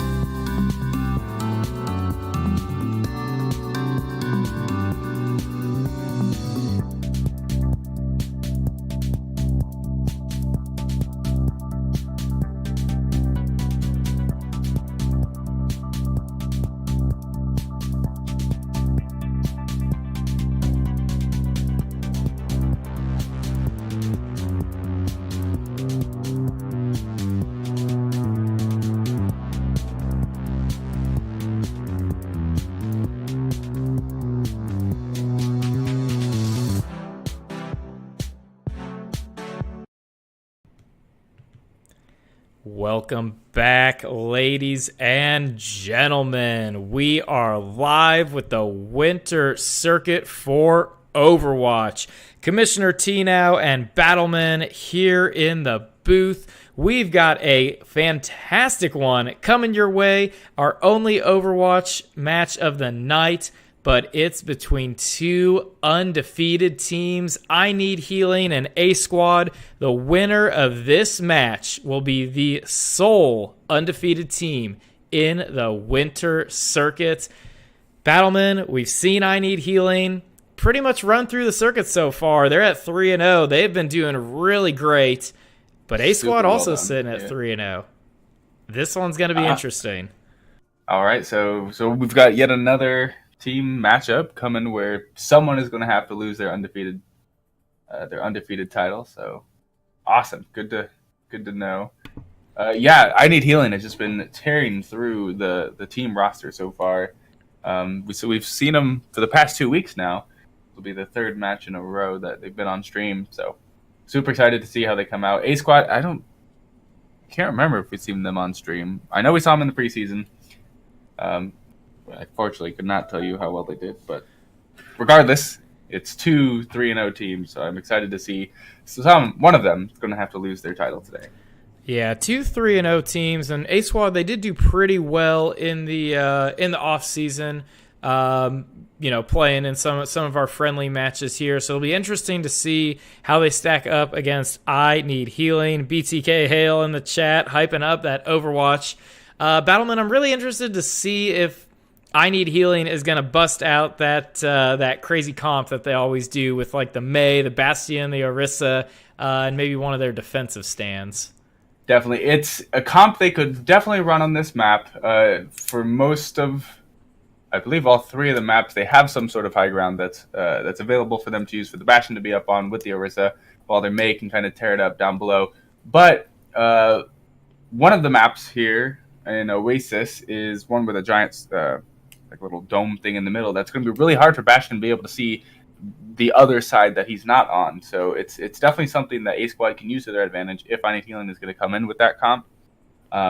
But overall, it is still definitely a very viable map for them to use that composition on. So A Squad is going to have to be on their game, watching for that comp, and making sure they can counter it should I Need Healing decide to go that route.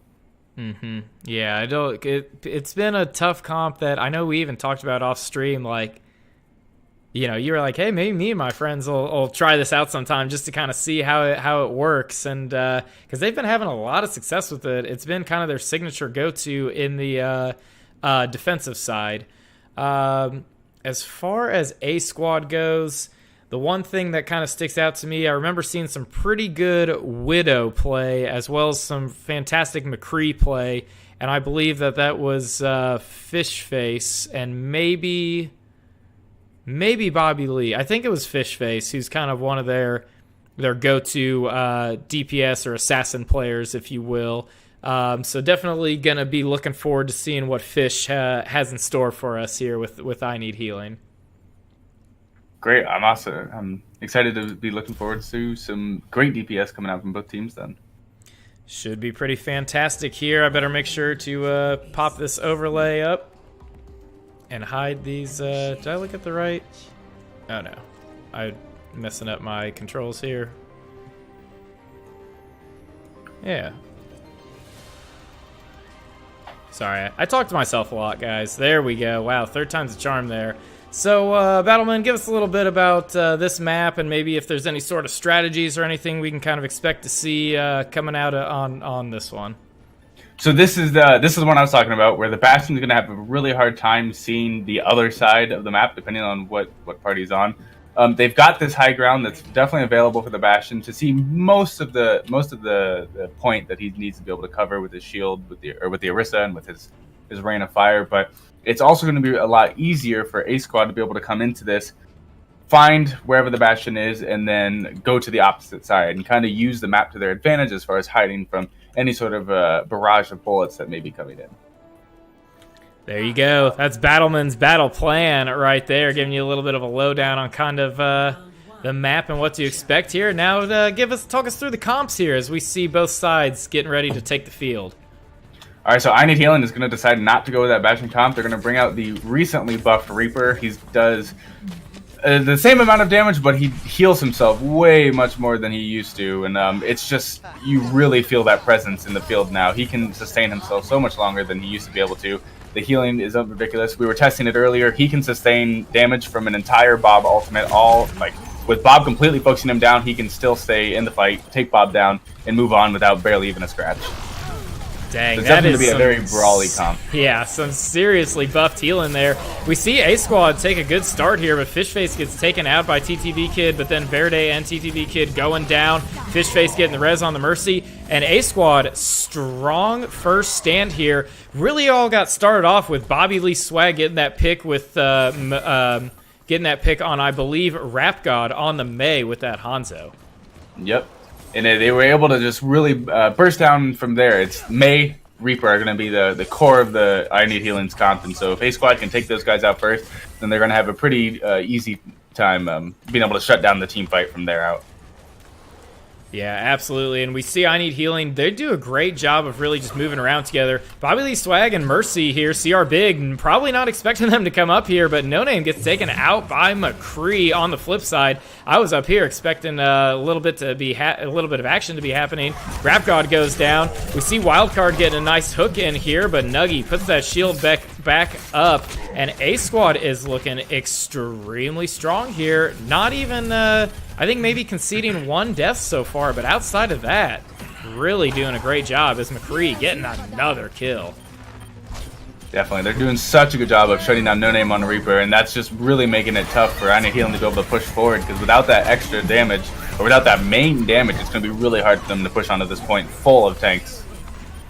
Yeah, there's a lot of tanks on the point. We're seeing ult after ult come out here from both teams. This is the moment where they're really exchanging stuff. The ult comes out and does get a few. Nerf this, the Diva Bomb, good protection against the Mei ult. Great play from Dinastar. Verde, though, looks like he gets the takeout there. CR Big goes down, the Mercy fallen. Nuggy trying to hold the point, gets taken out, and A Squad is getting pushed back here as I Need Healing takes over the point. Dinastar tries to push people away a little bit here, but is knocked out of the mech and then walled off. Good play there to get a pick and keep the stagger going. TTV Kid up here getting some kills, a little far up though, but Sandor and the rest of A Squad there not able to capitalize on that, and they will go ahead and regroup. So nice push from I Need Healing as they really knocked A Squad back pretty far off the point there. We do see a switch. Junkrat and, Mei was already in there, but I don't think they had the Moira for I Need Healing. So they've got the Junkrat now. They've got the Moira, changing up the comp a little bit, and it looks like it did them pretty well there on that push. Yeah, they definitely used as many ults as they could. They needed to take hold of that point before it got too far. It's basically to the point where if they lost one team fight, that would be the end of that. So they did a really good job of recapping it, and now it seems they're going to go on with that Moira ult. Yeah, they're looking to push the pace a little bit here. Good Moira ult, keeping A Squad back off the point. Nuggy does get isolated here. Mei playing a huge part in keeping this defense strong. The res comes out from Mercy. Sandor trying to get a little bit of a shield there to protect him, and Wildcard does go down. So opportunity here for A Squad, but Fishface in a little too early gets taken out. Good attempt there to push forward by A Squad, but they just could not get around that blockade that has been this I Need Healing defense here. Again, Sandor taken out. Doreen with the kill. Dinastar trying to counter up a little bit. We do hear the Junkrat ult come out, and it takes out Nuggy fresh. A Squad not able to get back onto the point after I Need Healing makes the switch. And it looks like that is going to be... Oh, Fire just getting it on just in time to be able to take a few... almost be able to take people out with their ult, but unfortunately... I Need Healing is going to go ahead and stop him with 2 crowd control ults, and that's going to keep A Squad off the point. Yeah, after they switched to that Junkrat, that just caused so much havoc and destruction into the backline of A Squad that they just weren't really able to move forward and push onto the point after they lost it in that first push in cap by I Need Healing. I Need Healing did a really good job of maintaining control of the point after they took it, and as we saw, they were able to take round 1. Yeah, they take round 1 in thrilling fashion, 100 to, I believe, 80. Very close match, as you would expect, between these undefeated teams here. The Junkrat and the Mei seem to make a huge difference in round 1. So we'll see if they continue with that. And looks like we do see the Reaper coming back out. So no Mei for Rap God, but the Junkrat will remain. We actually have Mei on the other side here for A Squad as Bobby Lee looking to freeze I Need Healing and see if he can turn the tables here. Definitely. It's going to allow him to be able to create a lot of crowd control against I Need Healing's team. The only one that's really not going to be affected by the Zarya, but everyone else is going to have a really hard time making sure they're not getting frozen or a headshot by Mei's her long range attack. I'm not going to say recently been buffed. It was buffed a while ago, but it definitely does a ton of damage now. So A Squad does get the first pick, and then they take out Doreen. Looks like McCree kind of flanking a little bit, but he comes back around to join his team. Couple kills for them early on, but again, not able to move forward here. The Junkrat causing a lot of problems here, and then a stun coming out, and Nuggy Fresh does go down. We see the Junkrat ult coming out, doesn't take out anybody, but Dina Star is pretty low here, trying to back up. The heals keep him alive for the time being. A Squad looking to flank a little bit here. Fishface and Bobby coming over here on the left. A Squad split up a little bit. They do get on the point, just draw attention, and now the rest of their team will kind of swing around here. But we do see Reaper looking for this flank a little bit here, kind of maybe seeing if he can pick that Mercy. But so far, nothing doing here as A Squad slowly moves up a little bit. Couple ults for both sides here. High Noon coming out, does take out No Name. There's a kill there, but Bobby Lee goes down. Bobby Lee gets the res, though, so small advantage here for A Squad. Looking to push the pace. Sandor gets taken out. Fishface gets taken out. Big Zarya ult there to get that second kill. Mercy trying to keep everyone alive. CR Big gets a little bit of an assist there with the wild card kill, but A Squad not able to push forward again, and I Need Healing holding on 70-0. It really is just that Junkrat's ability to shred their Nuggy Fresh's shield just so quickly that they really have nothing to be able to push forward into, whereas Wildcard's able to keep his shield up much longer, allow Rap God and No Name to just then, once Nuggy Fresh's shield is down, to just continue to spam into the team. It's really going to make it difficult for them to be able to push on to this point, especially now that it's come down to the last team fight. Big Death Blossom coming out from Reaper. Gets the pick on CR Big. That is huge. 2 tank ults going down, but they only get wildcard. No Name does get followed up on with kill. Doreen goes down. This may be an opportunity here. Dina Star trying to take out Rap God. That healing keeping him alive, though. They've got 4 on the point. McCree goes for it. Gets 1, but gets taken out. TTV Kid, last person on the point, but A Squad, final stand. Good push to keep themselves alive in round 2. Sandor going with the age-old tactic of just spinning around the center post here, making sure that it makes it really hard for people to hit you, but you continue to give health or speed boost to whoever's around you. Seems like a simple tactic, but it works really well at most of the time. The floor is lava, right? Basically. So here comes Wildcard looking to push back around. I Need Healing is on the point. Bobby Lee trying to get some kills on the Reaper. He does take out Wildcard, and then the breakdown comes out. They're going for Rap God now. At least the Reaper is here.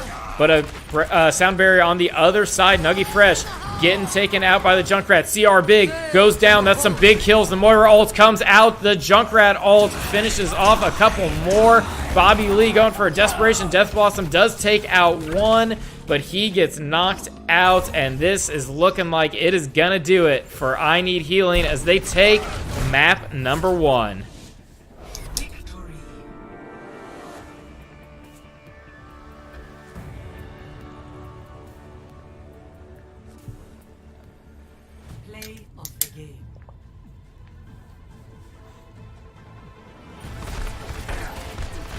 You can see right here, if you're just watching that Reaper's health, this is his ability to heal himself right back up with the amount of damage he's doing. He had maybe 5 health, and he was instantly able to get himself back up to 250 with the assistance of that barrier on top of him. Reaper's really going to come into play here in this matchup, just with his new ability to heal and his ability to just put out so much damage and sustain himself now that he has that healing. Yeah, that healing, what do you think? Going to get nerfed here in the not-so-distant future? I wouldn't be surprised if it gets just a little bit of a nerf. It's definitely manageable if you can burst him down. The McCree is still a good matchup against Reaper. You basically have to be more precise with your attacks. But some sort of nerf is definitely coming his way. There's no way they're going to leave him as OP as he is. Mm-hmm. We'll see. Both teams kind of trying to take advantage of him there, but Rap God getting the victory in the Reaper battle here. I Need Healing definitely showing, again, week in, week out, a strong ability to adjust their lineup, to adjust to what the other team is doing. And the plays that they're making with just switching around their lineups are just single-handedly winning them games. Definitely. You saw it right at the beginning of the first round. It was a Junkrat switch from the Reaper just so they can shred that shield and be able to do more damage, and it worked phenomenally. And then from there, they're able to just continue using that Junkrat damage, and then they switched off the Mei so they can get a little bit more, I guess, face value damage with their DPS rather than Mei. It's a little bit, you can crowd control with your left click, and you can do damage with your right click, but it's not as easy to get more consistently than versus having the Reaper, which was eventually switched to. So yeah, just their immense ability to basically play whatever role they need just makes them such a higher level team. Absolutely. And they take a 1-0 lead here in the map. I know we're getting set up for our hybrid map here. So far, I think every single match in the winter circuit for Overwatch has been a 2-0 one way or another. Like, even on stream and off stream, every single one has been a 2-0. So let's see if A Squad defies history here and gives us our first 3-map series. That, I would be... yes, I hope so. I would love to be able to be casting here, especially since this is our only game tonight, I believe, unless the schedule has changed. No, this is our only game here tonight, so let's make it a good one here, boys. I Need Healing and A Squad. That was a really good first round. I know A Squad didn't quite get the push or much hold in the second round there, but first round was very competitive. And we're heading to a classic, Kings Row. I'm sure both teams very familiar playing on this one, and I'm sure we'll see that Bastion, Orisa, Mei comp come out from I Need Healing. Looks like we're waiting on one person. And I will comment, so far, unless chat correct me if I'm wrong, if you guys remember, but I think every game so far we have not had to move a team. So whoever's been put in blue has been either wanted, or basically whatever team loses the first one has always wanted to defend first. So it seems like that's kind of the running things that people kind of like to see how the enemy team's going to do first, so they can kind of figure out their tactics, and then they can go from there with their own push. Yeah, so nice job of, if you're being put on the blue team, winning that first map. That takes skill there, week in and week out. All right, let's go ahead and jump into it. All right, jumping in. Gamer Teach asked, do you guys think we'd be more likely to get a second Overwatch match on Monday if we moved up the start time? I really don't know if we moved up the start time, because we've got our casting booth going on from 7:30 to 9, so that kind of prevents anything from happening during that time frame.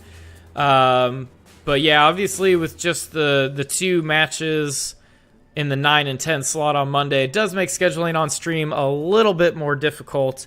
But, we've always had the casting booth on Mondays, and Rocket League, we've got 400, 500 something people playing in that compared to the, I think 50-ish people we have in Overwatch. So we just kind of got to make sure that we do our best to accommodate all those people while still giving some time for Overwatch. Maybe this isn't the best way to go about it, but I feel like it's been kind of working for us here, given the distinction in numbers between the two circuits here and kind of our traditional schedule. And it's definitely still a learning process. This is the first time IGL has done Overwatch. That too. Yeah, just thinking out loud. Yeah, absolutely. Not trying to shut down your idea or anything, just kind of trying to give you a little insight into what we're thinking on our end here. But we are getting ready to start this match. Here we go. I don't know why my pull up the overlay thing doesn't work the way it's supposed to, but Battleman, we do not see the traditional Bastion comp from I Need Healing. No, we do see it's basically the same, just instead of I believe instead of a Orisa, we see a Reinhardt now, which seems to be working out pretty well. Though they do seem to be struggling a little bit just to keep their tanks up and secure. With A squads, it looks like the Hanzo is doing the most damage here, being able to really poke a lot of damage into either those in the back line or the tanks in the front line whenever they put their shields down. So Nuggy Fresh does go down, but gets instantly rezzed. Billy Brute threw up the 1,000 bits. Much appreciated. Thank you so much for that cheer, my friend. The support really means a lot here. Really appreciate you tuning in here and giving us a cheer while we're casting some Overwatch. So a lot of crazy stuff just happening there. Fish Face going down.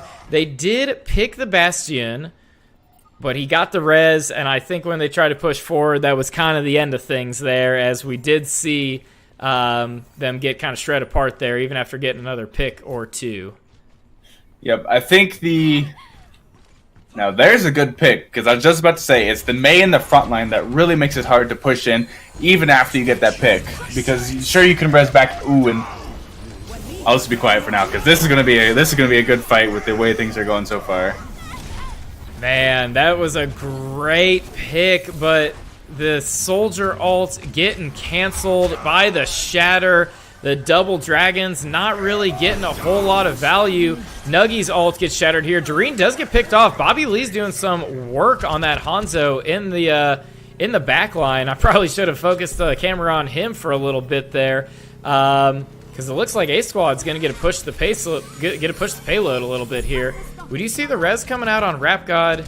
Battleman, maybe you can speak to that. I'm not sure if that was the best time to use it, unless the cooldown may be back here for this next team fight. So I think that's the idea they were going for. They wanted to get their Mei up and ready for this next team fight. Since they knew the Bastion was already coming in, they can kind of have their front line set up while their back line is still getting set up. They definitely still got time waiting for this payload to push forward, but this Dragon Strike here is only going to actually take out the Mercy, but still that's a really good pick for them, because now as soon as they get a kill, it's a permanent kill until their Mercy can come back, rather than having that res available to them. Yeah. But the key here is going to be picking that Mei or picking that Bastion, forcing the Mercy to pick between one of the two to res, and then moving from there. Big ults coming out here, two being used, but Experience Tranquility negates a little bit of that. We see 3 ults come out for I Need Healing. They get a handful of picks off of it, but quite a bit of resources to be expanded there, but they really pull that Wombo combo off. Nuggy Fresh trying to run for his life here, retreat back to safety, does make it out there. A lot of ults used, but very effective. They keep them in that first choke. Yeah, it was definitely, I don't know if that was a miscommunication or something right there, but the grab and Blizzard maybe weren't quite needed. Maybe they were just trying to go for a full team wipe so they could reset, get them stuck in this choke. But it worked out, and luckily A Squad doesn't have as many ults to follow up this round anyways, so I Need Healing is kind of in the clear as far as that goes. Then the Shatter comes out here as CR Big goes down. Fish Face unfortunately kind of got caught out there and taken out. Big Coalescence takes out 2, and a good kill here for the entire I Need Healing team. Bobby Lee trying to hide up here. He's retreating a little bit here with not a whole lot of health. The Moira Orb searching for him. But I Need Healing doing a great job. They are keeping them in this choke point, and they are defending it very well. And this is something I didn't think about them using before. It's the Hanzo that's going to be really detrimental to No Name's ability to kind of place himself more in the open, because as you see, he's kind of retreated to the back left area, because otherwise Bobby Lee Swag was able to really do a ton of damage to him from the high ground advantage that he has. Yeah, and I was just sitting here pretty much mesmerized by Bobby Lee's play as he got a big pick on the Mercy.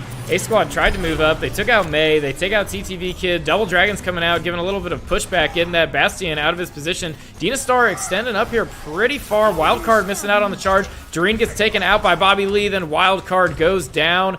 And A-Squad is starting to roll a little bit here. Nuggy Fresh up here just trying to continue to push I Need Healing back and not let them get set up here. Looks like they may be retreating back, kind of conceding this second checkpoint, I should say. Maybe setting up a little bit right around it and trying to make their stand there.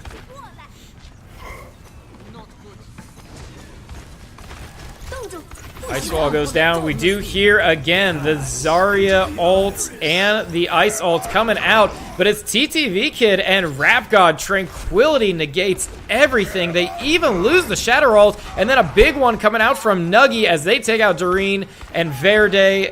Great counter play from A Squad. Impressive countering of all 3 of those ults from the blue team.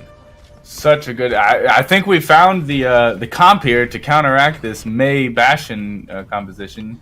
You see, they are going to switch off. Rapcat's going to go over to Reaper instead. It really is key that Bobby Lee Swag is keeping up the damage that he's doing and getting the kills at the end. Right there, shutting down the Bastion ult right from the start. Able to follow more damage on the DPS, tanks, anyone he really needs to take from this high ground that Bastion isn't able to get to as easily. It's super critical to this push, and it's definitely one of the reasons A Squad's been able to push it so far along the route already. Yeah, I'm pretty impressed with Bobby Lee's play here. I've been kind of highlighting him a little bit as he gets a kill on Bastion with the Double Dragons. Rap God goes down in the bottom half here. Looks like we have a switch to Winston. TTB Kid trying to put some pressure on the back line, getting a good damage on Mercy here. High Noon comes out, the shield goes down, and there's one kill. Verde goes down. A Squad trying to push. Big shatter, but Wildcard does get taken out, but that stalls out the push momentarily. Man, I never thought we'd see this, but I Need Healing definitely on their heels on this defense right here. Really kind of struggling to figure out how to deal with Bobby Lee Swag there in the back line. All A Squad really has to do is just slowly keep getting these kills with Bobby Lee, putting out all this damage, and eventually they'll get to the payload to the end. And they do get 2, they get 3. Nuggy's ult did get canceled, though, by the Roadhog hook, so that could have been big. Rap God hanging out here in the front, trying to use that healing, keep him alive. High Noon takes out Doreen. TTV Kid goes down shortly after. We do hear the ult coming out from No Name. Gonna highlight him here real quick as he gets it going. But Tranquility again coming out. Still a big kill on CR Big, though, on the Mercy. That was huge. A Squad looking to push forward here. They take out No Name. They take out Wildcard. Death Blossom comes out. Doreen trying to buy a few seconds on the point, jumping around there. She is still alive. Way to just dive and dodge around. Finally gets taken out. Verde on the point. Nuggy fresh with ult. Tracer going in, but immediately recalls. No Name again with the Tracer trying to be on this point here. Just zipping around. Trying to be a pest on the back line. Gets taken out by the Hanzo, though. Rap God again. I Need Healing doing a great job on this last point. Gosh. Big res coming out. The Double Dragons coming out. They're looking to push it to the end. Doreen trying to hold on to it, but they will push forward. And A Squad takes round 1, getting the payload to the end. I didn't even know what to say for that sequence, Battleman. That was nuts. I'm not even playing, and I'm stressed out from that. Oh my gosh. The name of the game right there at the end for I Need Healing was definitely just stall. They did a great job of it, too. I mean, there were probably 4, 5, 6 times or more that I thought A Squad was going to push the payload to the end and win that round. And I Need Healing. They just kept coming back. They just kept stopping the payload. That was absolutely insane. But in the end, A Squad did get that final push, despite I Need Healing's valiant defensive stand.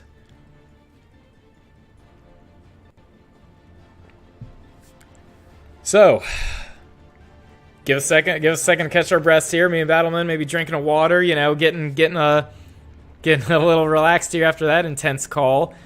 I'm really interested to see I Need Healing and what they do here because we've never seen them in this type of position before. They've pretty much all their matches in these second maps have only needed to maybe get a tick or maybe get to the first checkpoint or something like that. I've never seen I Need Healing with their backs against the wall like this, having to push this payload the full distance.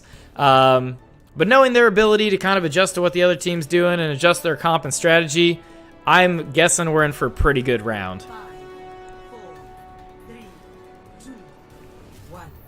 Attackers. Comps are live, Battlemen. What do we got going on here? Oh, might have lost Battleman here for a second, but we do see the Widow up top. Immediately switched to on the Zarya, though. Just trying to get a pick early on, but not really committing to that. Fishface back on his patented McCree here. We see them sticking with the Winston. Good ult away by, or not ult, good wall away by the Mei. Takes out No Name. They take out Doreen. Nuggy holding the front line steady here, not letting them get a tick. And I Need Healing will retreat and regroup a little bit. That Winston still doing some decent work for them up front. Winston with a nice pick on Fishface, on Nuggy. You hear the res coming out, and it does go through. Fishface back in the action, immediately making an impact. He takes out TTV Kid, and then takes out Wildcard. Rap God goes down, courtesy of Bobby Lee and Sandor on that Zenyatta, and then Fishface taking out No Name. A-Squad taking names here in the second round early on.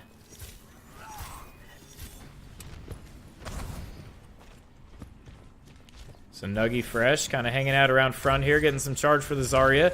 We see them make a switch to Hanzo as well as the Wrecking Ball. The Hamster maybe trying to get a little bit of a disruption. Does get some good knockbacks here. Bobby Lee a bit caught out here. We hear the Mercy ult coming out here to protect against Rap God, who is flying through the back line with that Pharah. A little too far. Big Mei ult's coming out. Zarya does get caught in it, and they try to take her out and do. High Noon coming out. No Name goes down. Hanzo getting a good pick on Fishface here. Rez is up, and he will come back. Bobby Lee having enough of that. Climbs the wall and then takes out Wildcard. Impressive play from Mei. Good plays all around being made by A-Squad here as they look to defend this point.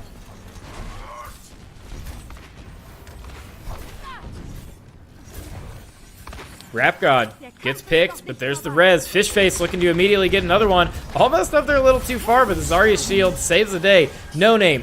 Good jump into the back line, but gets frozen. That's what happens whenever you get isolated against a Mei. Frozen, but still miraculously alive. Tranquility coming out, takes out, or keeps them alive. They take out Verde, they take out Wildcard. TTV Kid wreaking havoc here on the flank, but then does go down, courtesy of the Mei. And A-Squad continuing to hold here.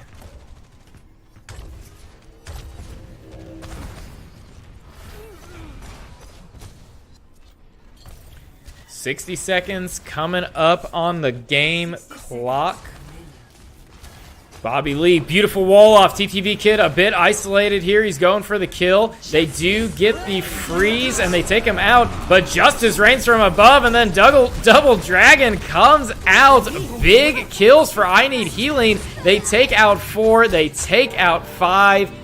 It's a team kill, and I Need Healing clutches it out here, using all the tricks in their bag to get this payload moving.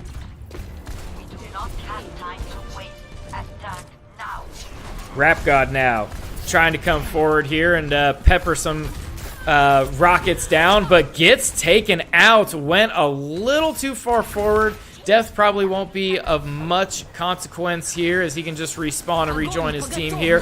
Here's the Zarya ult coming out for I Need Healing, though, but the Mei ult to counter it. Area denied here. They do get some people frozen there, not able to get any kills, but do prevent any sort of push. Rap God coming down, big stun from Fishface, takes him out, but CR Big picked off by the Hanzo, but then Wildcard goes down and Rap God gets the res. I Need Healing getting a little bit of a steady push here. Bobby Lee tries to retreat using the wall, but he cannot escape here.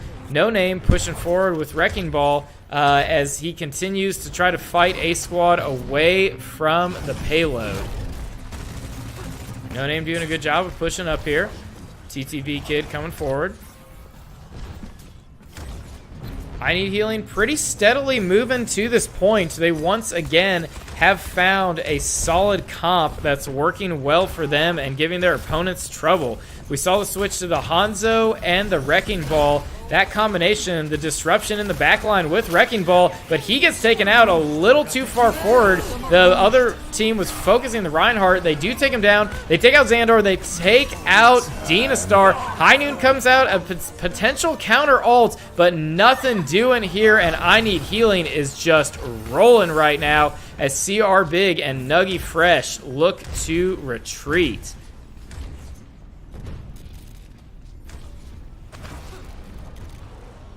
So it's all coming down to this. 2 minutes and 30 seconds left here. A-Squad does not have an answer for this new comp so far. The area denial comes out on the point. No Name does get frozen, but Nuggy with a big ult is taken out. Bobby Lee trying to take out Rap God, but the Zarya shield comes to block the ice. A-Squad in a tough spot here. Dina Star gets a kill, and No Name goes down as well. Zarya or May ult coming out. High Noon coming out, going for just some quick kills there. Fishface trying to push up as I Need Healing is a bit on the retreat. Rap God, though, and TTV Kid holding this point well. If A-Squad pushes up a little too far forward, it could be dangerous for them. McCree taken out in the back line. Dina Star trying to make something happen here, but Rap God is there. Sandor onto the point with his ult. Last second hold here for A-Squad. Kind of a repeat of what we saw, but the Hanzo ult comes out to stop anybody from coming forward, and I Need Healing pushes it to the end in round 2. What a finish. Score 3-3. Switching sides. It's a very even matchup here so far. Unfortunately, we lost Battleman somewhere along the way. Not sure if he got a disconnect or his computer crashed or what, but he's going to be kicking himself here for missing part of this series. As Manifold hits us with the sub 9 months in a row, my friend. Can you believe it has been that long? Absolutely absurd. Your support means the world. Everything you do, we really appreciate it here, and thank you for making this community so great. And for that sub, support really means a lot. I agree, man. I Need Healing is looking pretty OP. They get a big push at the end there. Our dreams of a third map may be getting crushed here. Okay, cool. I think I'm back. Hey, there he is. Dude, you missed a heck of a round there. It was a fun one. Of course. I'll give you the brief recap. I Need Healing adjusted their comp when it all looked lost, and they pushed it all the way to the end. Sweet. God, we've got yet another game coming in. Unfortunately, I am stuck on, looks like A-Squad spectator mode, so yeah, I'll be spectating from their perspective. Sounds good. Sideline reporter for the for A-Squad. Wildcard takes out Bobby Lee with a big pick there. Good play on his part, but Bobby Lee coming back here. We see the Hanzo coming out for A-Squad that they found some success with, but the Hanzo on the other side here for I Need Healing. They've got this Roadhog going. They're looking for hooks. They do get one on Nuggy, but Wildcard and Rap God go down. Point being contested here. I Need Healing getting pushed back a little bit. TTV Kid gets stunned, gets taken out. Big play from Fishface on his patented McCree. It's looking like A-Squad is going to get the payload out and moving with about 5 seconds left on the clock. Stop the overtime.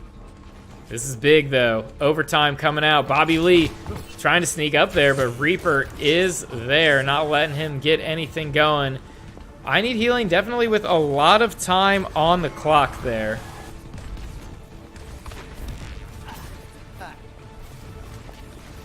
So do or die for A-Squad. Nuggy. Really, so they cannot lose a single team fight, or else that will be the end of overtime. So they're gonna have to make sure to stay on the payload as best as possible. Oh, taking out the Bobby Lee swag, taking out the Mercy with a headshot with the ultimate arrow. That is super hard to get done, but very well done on Bobby Lee swag, getting away with just 6 health left. Yeah, that was really impressive. Yeah, Battleman, I forgot that you're stuck spectating A-Squad, so you're going to be able to give us the info on them. Yeah, Hazix asks what platform it is. Yeah, this is PC.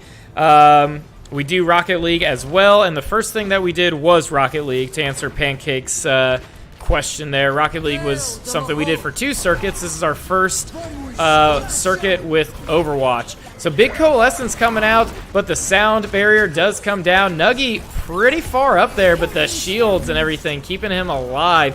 Verde pressure in the back line a little bit. Wildcard goes down though. TTV Kid goes down. May trying to get some isolation, not able to do it. Rap God in a bit of a tough spot here. No ice wall and ice block is down. You do hear High Noon coming out, and TTV Kid goes down. Nuggy just trying to hammer his way to victory here. So far, A Squad controlling this team fight. Zarya up here a little far though, but takes out Rap God. A Squad does get to the checkpoint here.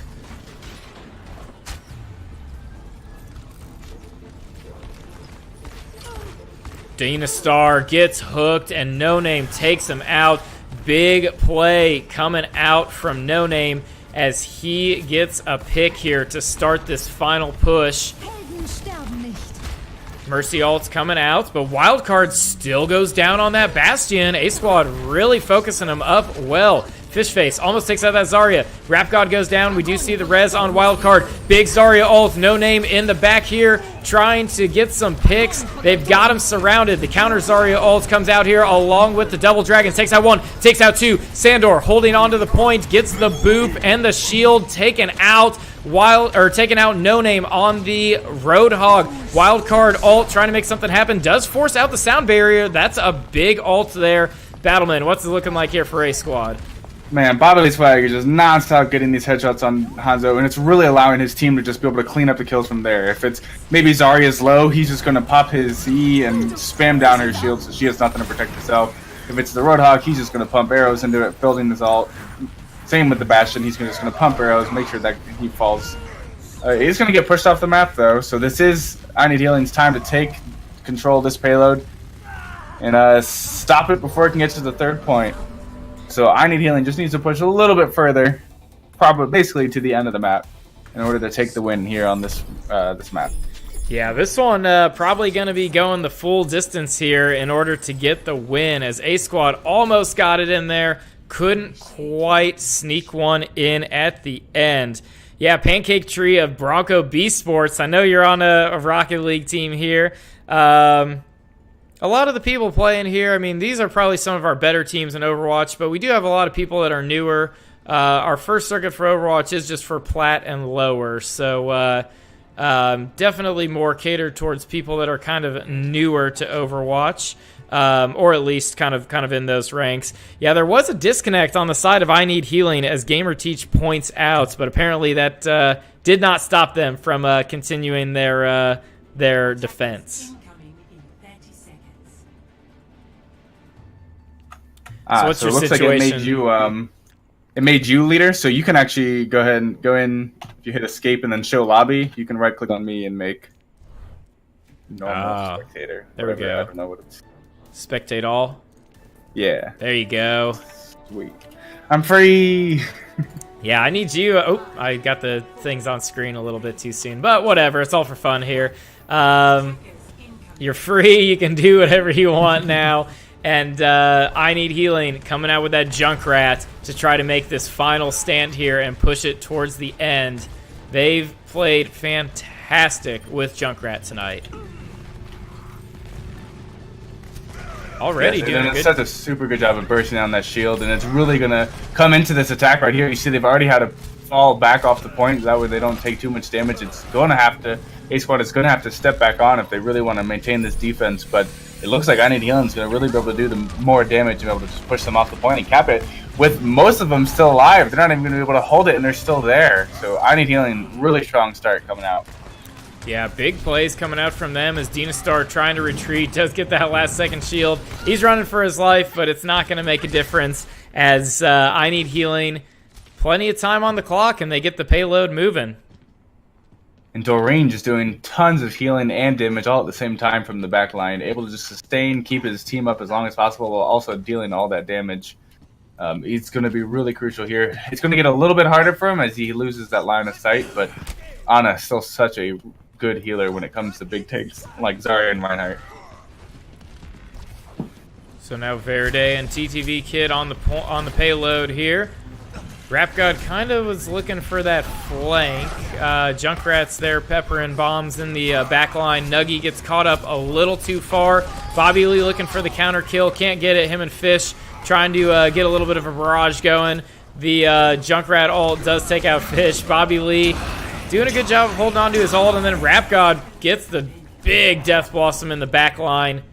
I Need Healing. They're marching here. They just need to get it to the end. Get it past this little lit up square on the road to victory here, and they will take this series. Yeah, they are playing a lot more mobile comp than the last one, so that may be the reason Bobby Lee Swag is struggling a little bit more than the last rounds to get those kills. He's really going to have to tighten up his aim and make sure he's getting these picks that he needs. Otherwise, this looks like it is going to be I Need Healing's point. He does get a big kill there, but then gets taken out. All the ults coming out here. The combo not able to get any kills initially, but then that shield drops down and they knock out two. Nuggy does go down, but the counter kill for I Need Healing. TTV Kid, though, gets taken out. And 7 seconds left. A-Squad in a good, strong position here. Bobby Lee trying to push forward a little bit. Him and Dinastar need to be careful of extending a little too far. Big sound barrier negating that biotic grenade. Doreen and Verde go down. Wildcard goes down. Nuggy Fresh is swinging away. Rap God and No Name trying to hold on to this point. Rap God goes down. No Name, the Junkrat on the point, trying to make something happen. Can't do it. Now TTV Kid pushing forward here. And A-Squad gives us our first 3-map series as they beat I Need Healing in map 2. Play of the game. We see Wildcard on the Hanzo coming out with the play of the game here. Good damage on Nuggy to start, and then the Dragons do the rest. Fantastic play, and then just really wiping everybody else up as well with those arrows. What a play. But in the end, it's A-Squad, even in this series, up, and Manivault is pumped to see a 3-game competitive series here.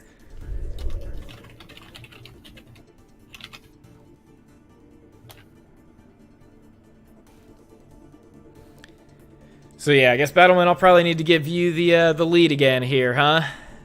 Yep. Or do you still okay? I think you can Let me maybe right-click on me? Should be around here somewhere. Is there no... Is that really not a thing? Uh-oh. Because it'll be whoever come... It's basically, it gives it to whoever... It gives it an order of whatever. It's like if you were to leave, then it would go to whoever came in next. So we may either have to remake, or if you want to just go into the settings and switch the map. It looks like they want to go to Junkertown. Okay. I mean, if all I need to do is change the map, I think I can do that. But I am not familiar with most of this. So Junkertown. I'm turning I'm telling you everything I did. I turned Junkertown on. I turned King's Row off. I'm clicking save. Does that sound good? Right, you don't have to do that. Yep, you can just hit back. Okay, I'm going to hit escape. I'm not clicking save. All right. Okay. I did it. And then we'll see if hopefully a squad wants to attack first, because then you won't have to do anything. We'll see. Defend. Oh, okay. So what do we got to do? Just switch all the... I got to move them one by one to like spectators and then the other side, right? Yep. Okay. Oh, God, and I can't drag them either, can I? No, you have to right-click, move to spectators. So basically, I would recommend just move one whole team to spectators, okay, and move the other. This is riveting content here, folks, on the Twitch, the Indie Twitch channel. Swap to red team. Swap to red team. This is what happens when you've got Bright House, and they decide to force your router to do an update in the middle of the stream. Whew, that's rough. See, but you know what, guys? This gives us a little appreciation of all that Battleman's doing behind the scenes. Whenever I'm out here, just hamming it up with chat. He's here working behind the scenes to make all this happen. How do you change the team names? You just click in it and type. It's not letting me do it. Ah, crap. Oh, gosh. Can you do it? No. Oh, wait. Why are we not spectators anymore? Oh, wait. Never mind. Yeah, we are. Hold on. Interesting. Yeah. I'm clicking. Can you hear the clicks? Yeah, I'm watching it on the stream. Check the stream. Yeah. Well, can you just tell them that we can't change the team names? It seems like it glitched out, so we're just going to have to roll with this.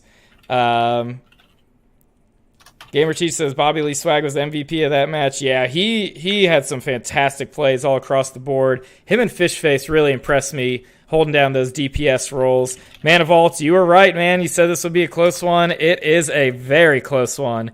And yeah, GamerG says the look behind the scene of Overwatch, folks. It's all good here. Honestly, I'm scared because the only time I tried to set up a Overwatch lobby was one of my off-stream games, and I couldn't even figure out how to put the settings to get the game started. So I'm glad Battleman got it set up, and I don't have to embarrass myself like that here live on stream. Are they're good with it, though? Yep, they said, we know who we are, we're good. So everyone's ready, we're good to go. All right, so let's get it started. Here we go, entering the game, map 3. Haven't got a single chance to say that in the Indy Gaming League Winter Circuit for Overwatch until tonight. 2 undefeated 3-0 teams. It all comes down to this on Junkertown. And I'm hyped. This has been a great series so far. I Need Healing actually just took their first map loss of the circuit, so that's a big deal. I guess same with A Squad. They took their first map loss of the circuit in game 1. So both these teams trading blows here.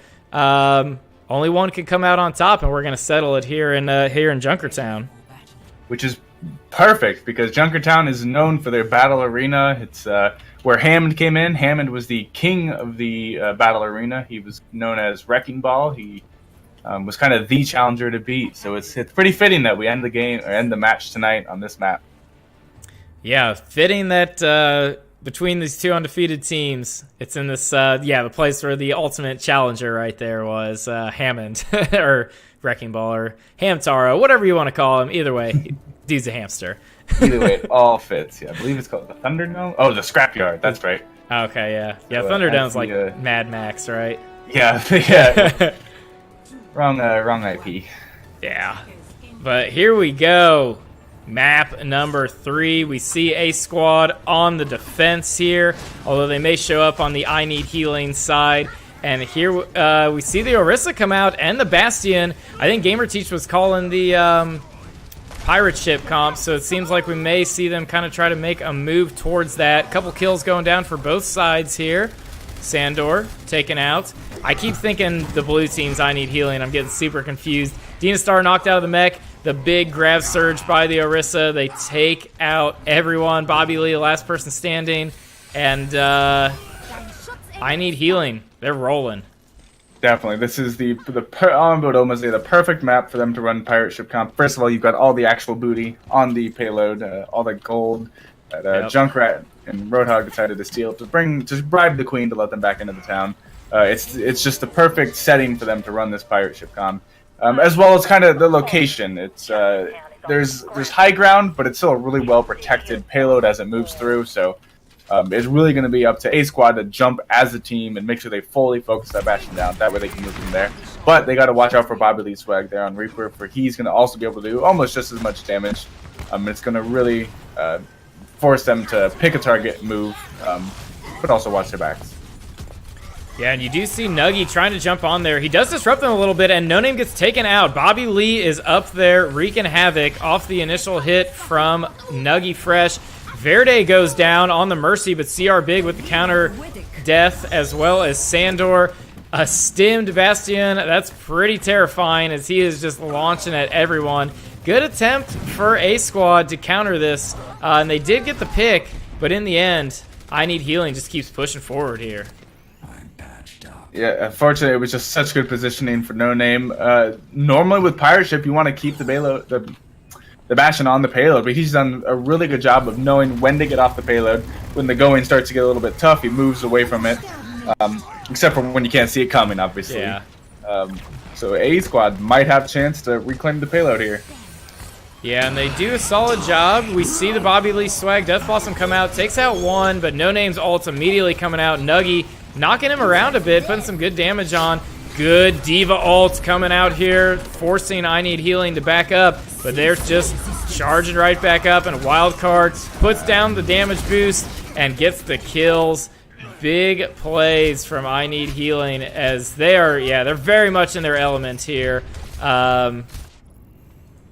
with this Bastion.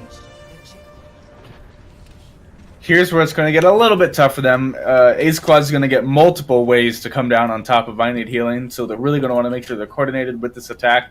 They seem to be... They would get a little bit of ways there. They would take down the Bastion, but they really just didn't have that follow-up necessary to continue the team wipe. So it's really going to come down to coordination here on this at this point. Yeah, and you see them trying to get a push forward here. They do push them off the payload, so that's a start. NCR Big, though, taken out for A Squad. No Name goes down, but Fishface and Sandor instantly getting taken out. Little battle of the Reapers here in the bottom corner. Rap God does not get the better end of that trade. Dynastar trying to back up, but again, taken out. And I Need Healing just continuing to push forward.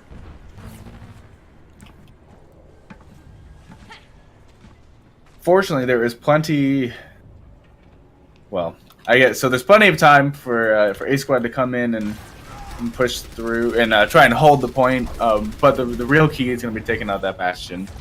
The Reaper seems like sort of dealing with the ball, but he doesn't have his ult anymore, so he's not as high up a priority as taking out the Bastion like that they just did. But now that res is down, so they've got 30 seconds before Mercy can get a res back. They got to take out that Bastion, take out that Reaper, and reclaim point.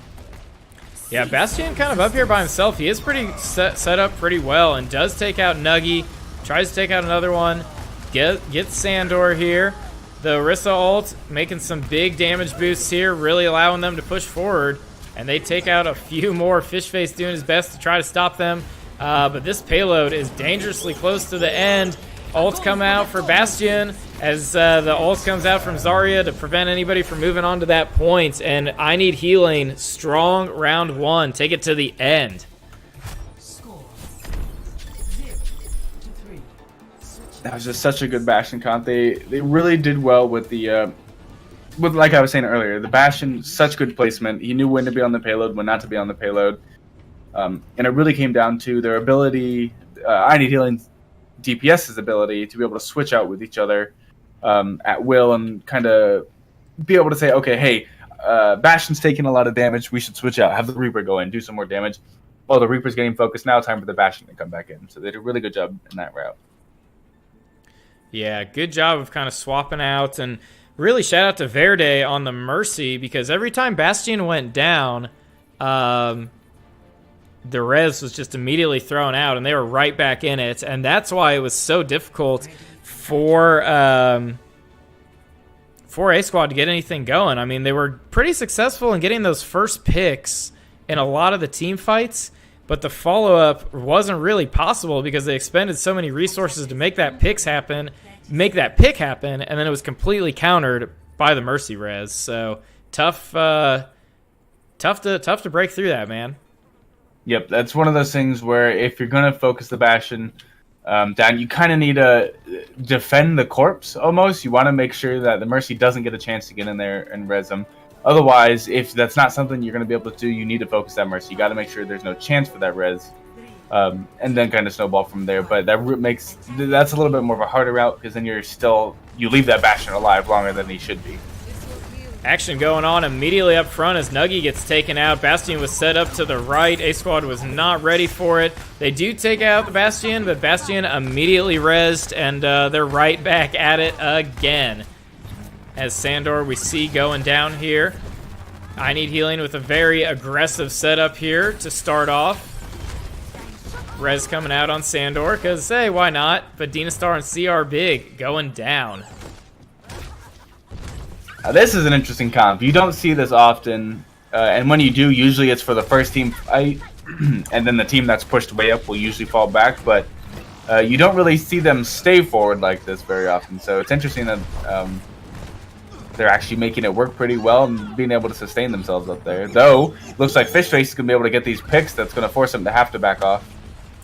Yeah, Doreen goes down, Wildcard goes down. They do get Doreen rezzed up here. Trying to keep a lot of heals on that Bastion. Coalescence coming out here as TTV Kid finds himself suddenly isolated and taken out. Rap God goes down, and I Need Healing will start to retreat. Definitely worked out in I Need Healing's favor. They were able to stall the point a lot longer than if they had just backed off on the first fight. And they really didn't feed into the A-Squad's ult pool very much. They were able to really shut them down so quickly that A-Squad wasn't able to build any ults. But with them being so slow to reset, it's going to be really hard for I Need Healing to be able to hold this point as well as they could have if they had backed off on the first loss. Yeah, A-Squad's starting to roll with their own pirate ship. TTV Kid goes down. Mercy ult comes out to keep everyone alive. You hear the Junkrat ult coming out, takes out 3. Junkrat in that same room. He's looking for more. Can he get it? No, that's self-healing too strong, and he's in a dangerous position. Rapgod committing the Death Blossom. Interesting choice, I guess. Maybe we're going to be seeing a comp switch come out from him, would be my guess, is why he's burning the ults there. But A-Squad does get to that first point. Now they're looking to get aggressive. Doesn't look like we're going to see a switch, so maybe that was just a last minute, hey, let's see if I can refill my health bar with this ult. Could have been, maybe, to try to, hold that payload a little bit more. We see No Name and Zarya getting pretty good position up here, making it difficult for A-Squad to move forward. But they are getting up there. D.Va, nice boost up top, keeping them off a little bit here. Rapgod gets taken out. Zarya ult goes down here with a big biotic grenade from Ana. And we do see Bobby Lee and CR Big go down. The D.Va ult comes out as the counter, takes out No Name. Coalescence coming out here as well, going for Wildcard, going for TTV Kid. Both teams kind of trading kills here. Some good ults on both sides. But the payload stalled here a little bit off the defense from I Need Healing.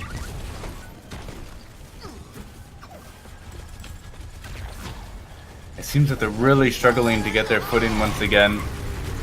Junkrat out, coming out, able to help clean up that Orisa in the front, and it's really going to make it difficult for them to, for I Need Healing to be able to well, I was going to say to retake this point, but they 4 kills basically coming out of that tire, that rip tire. I Need Healing's going to be able to easily hold this, at least for the moment.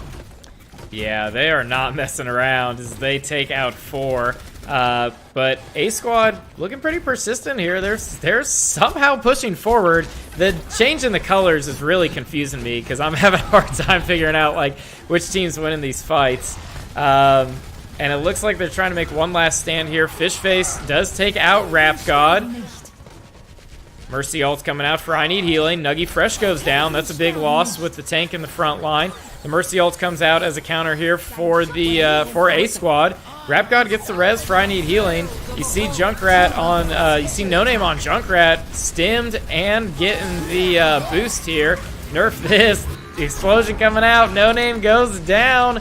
Bodies just flying everywhere. Bobby Lee trying to take out Rapgod, but he uses Death Blossom and puts an end to that discussion.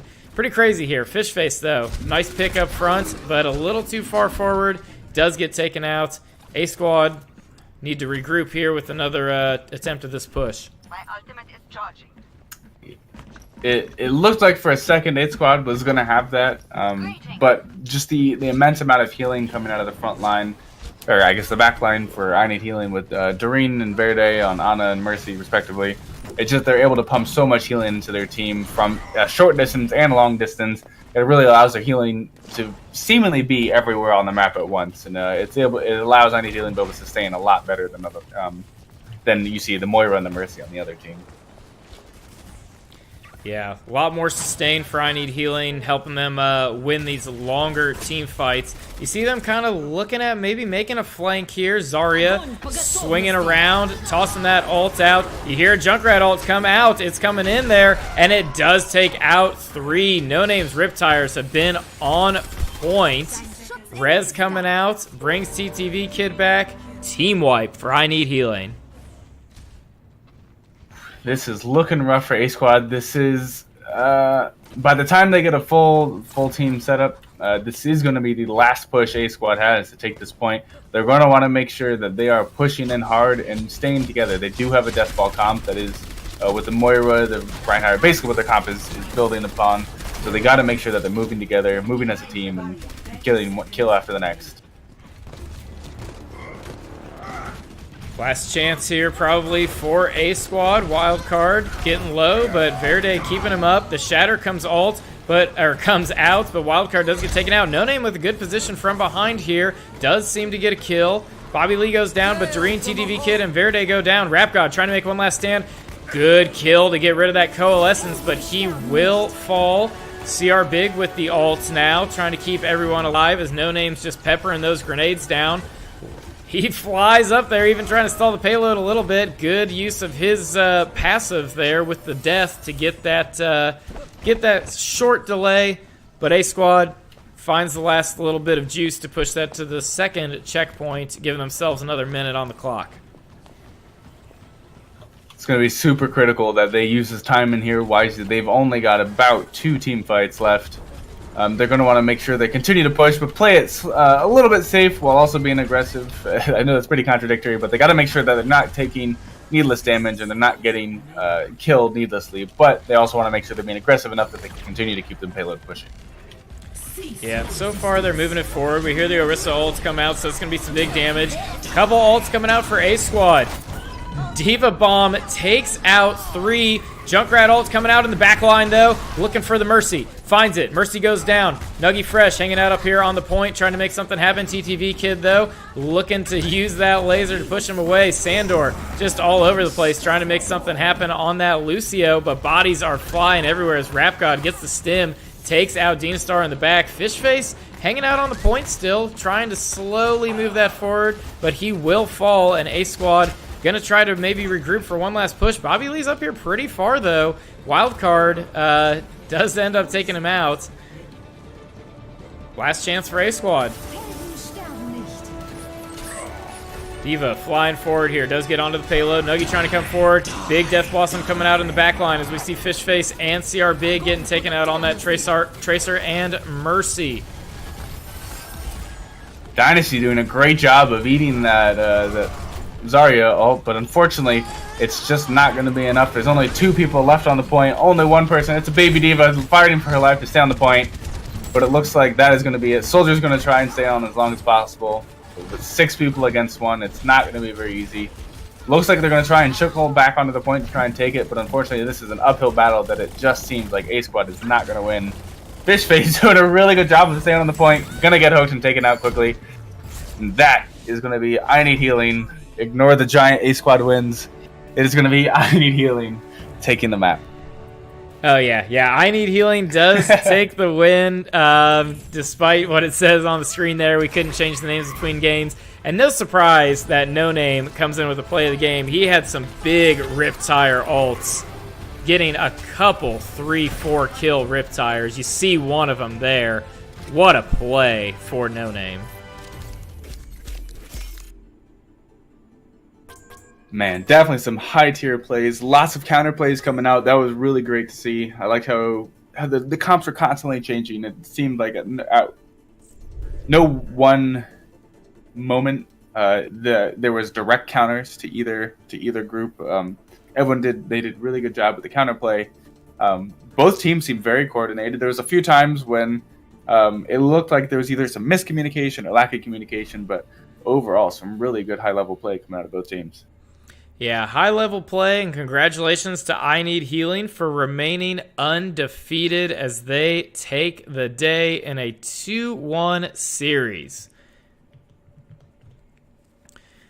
No other games going on here tonight. I Need Healing moves to 4-0. A Squad drops to 3-1, but that may be a solid matchup we see heading into the playoffs. Man, I don't even know what to say. I feel like we just analyzed, a ton of that stuff. Battleman, you got any final points here on this matchup before we wrap it up for the night? Not other than I'm so excited to see these teams come back together in the playoffs. I think we'll see them. We'll definitely see them there. I think I can say that confidently.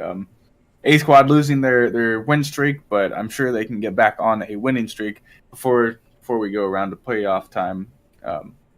I'll be super excited to see what both teams pull from the VOD. I'm sure they're going to go back and look at it, kind of analyze how they played, how the other team played, and kind of figure out what went wrong, what they can fix, and look forward to seeing what improvements they make.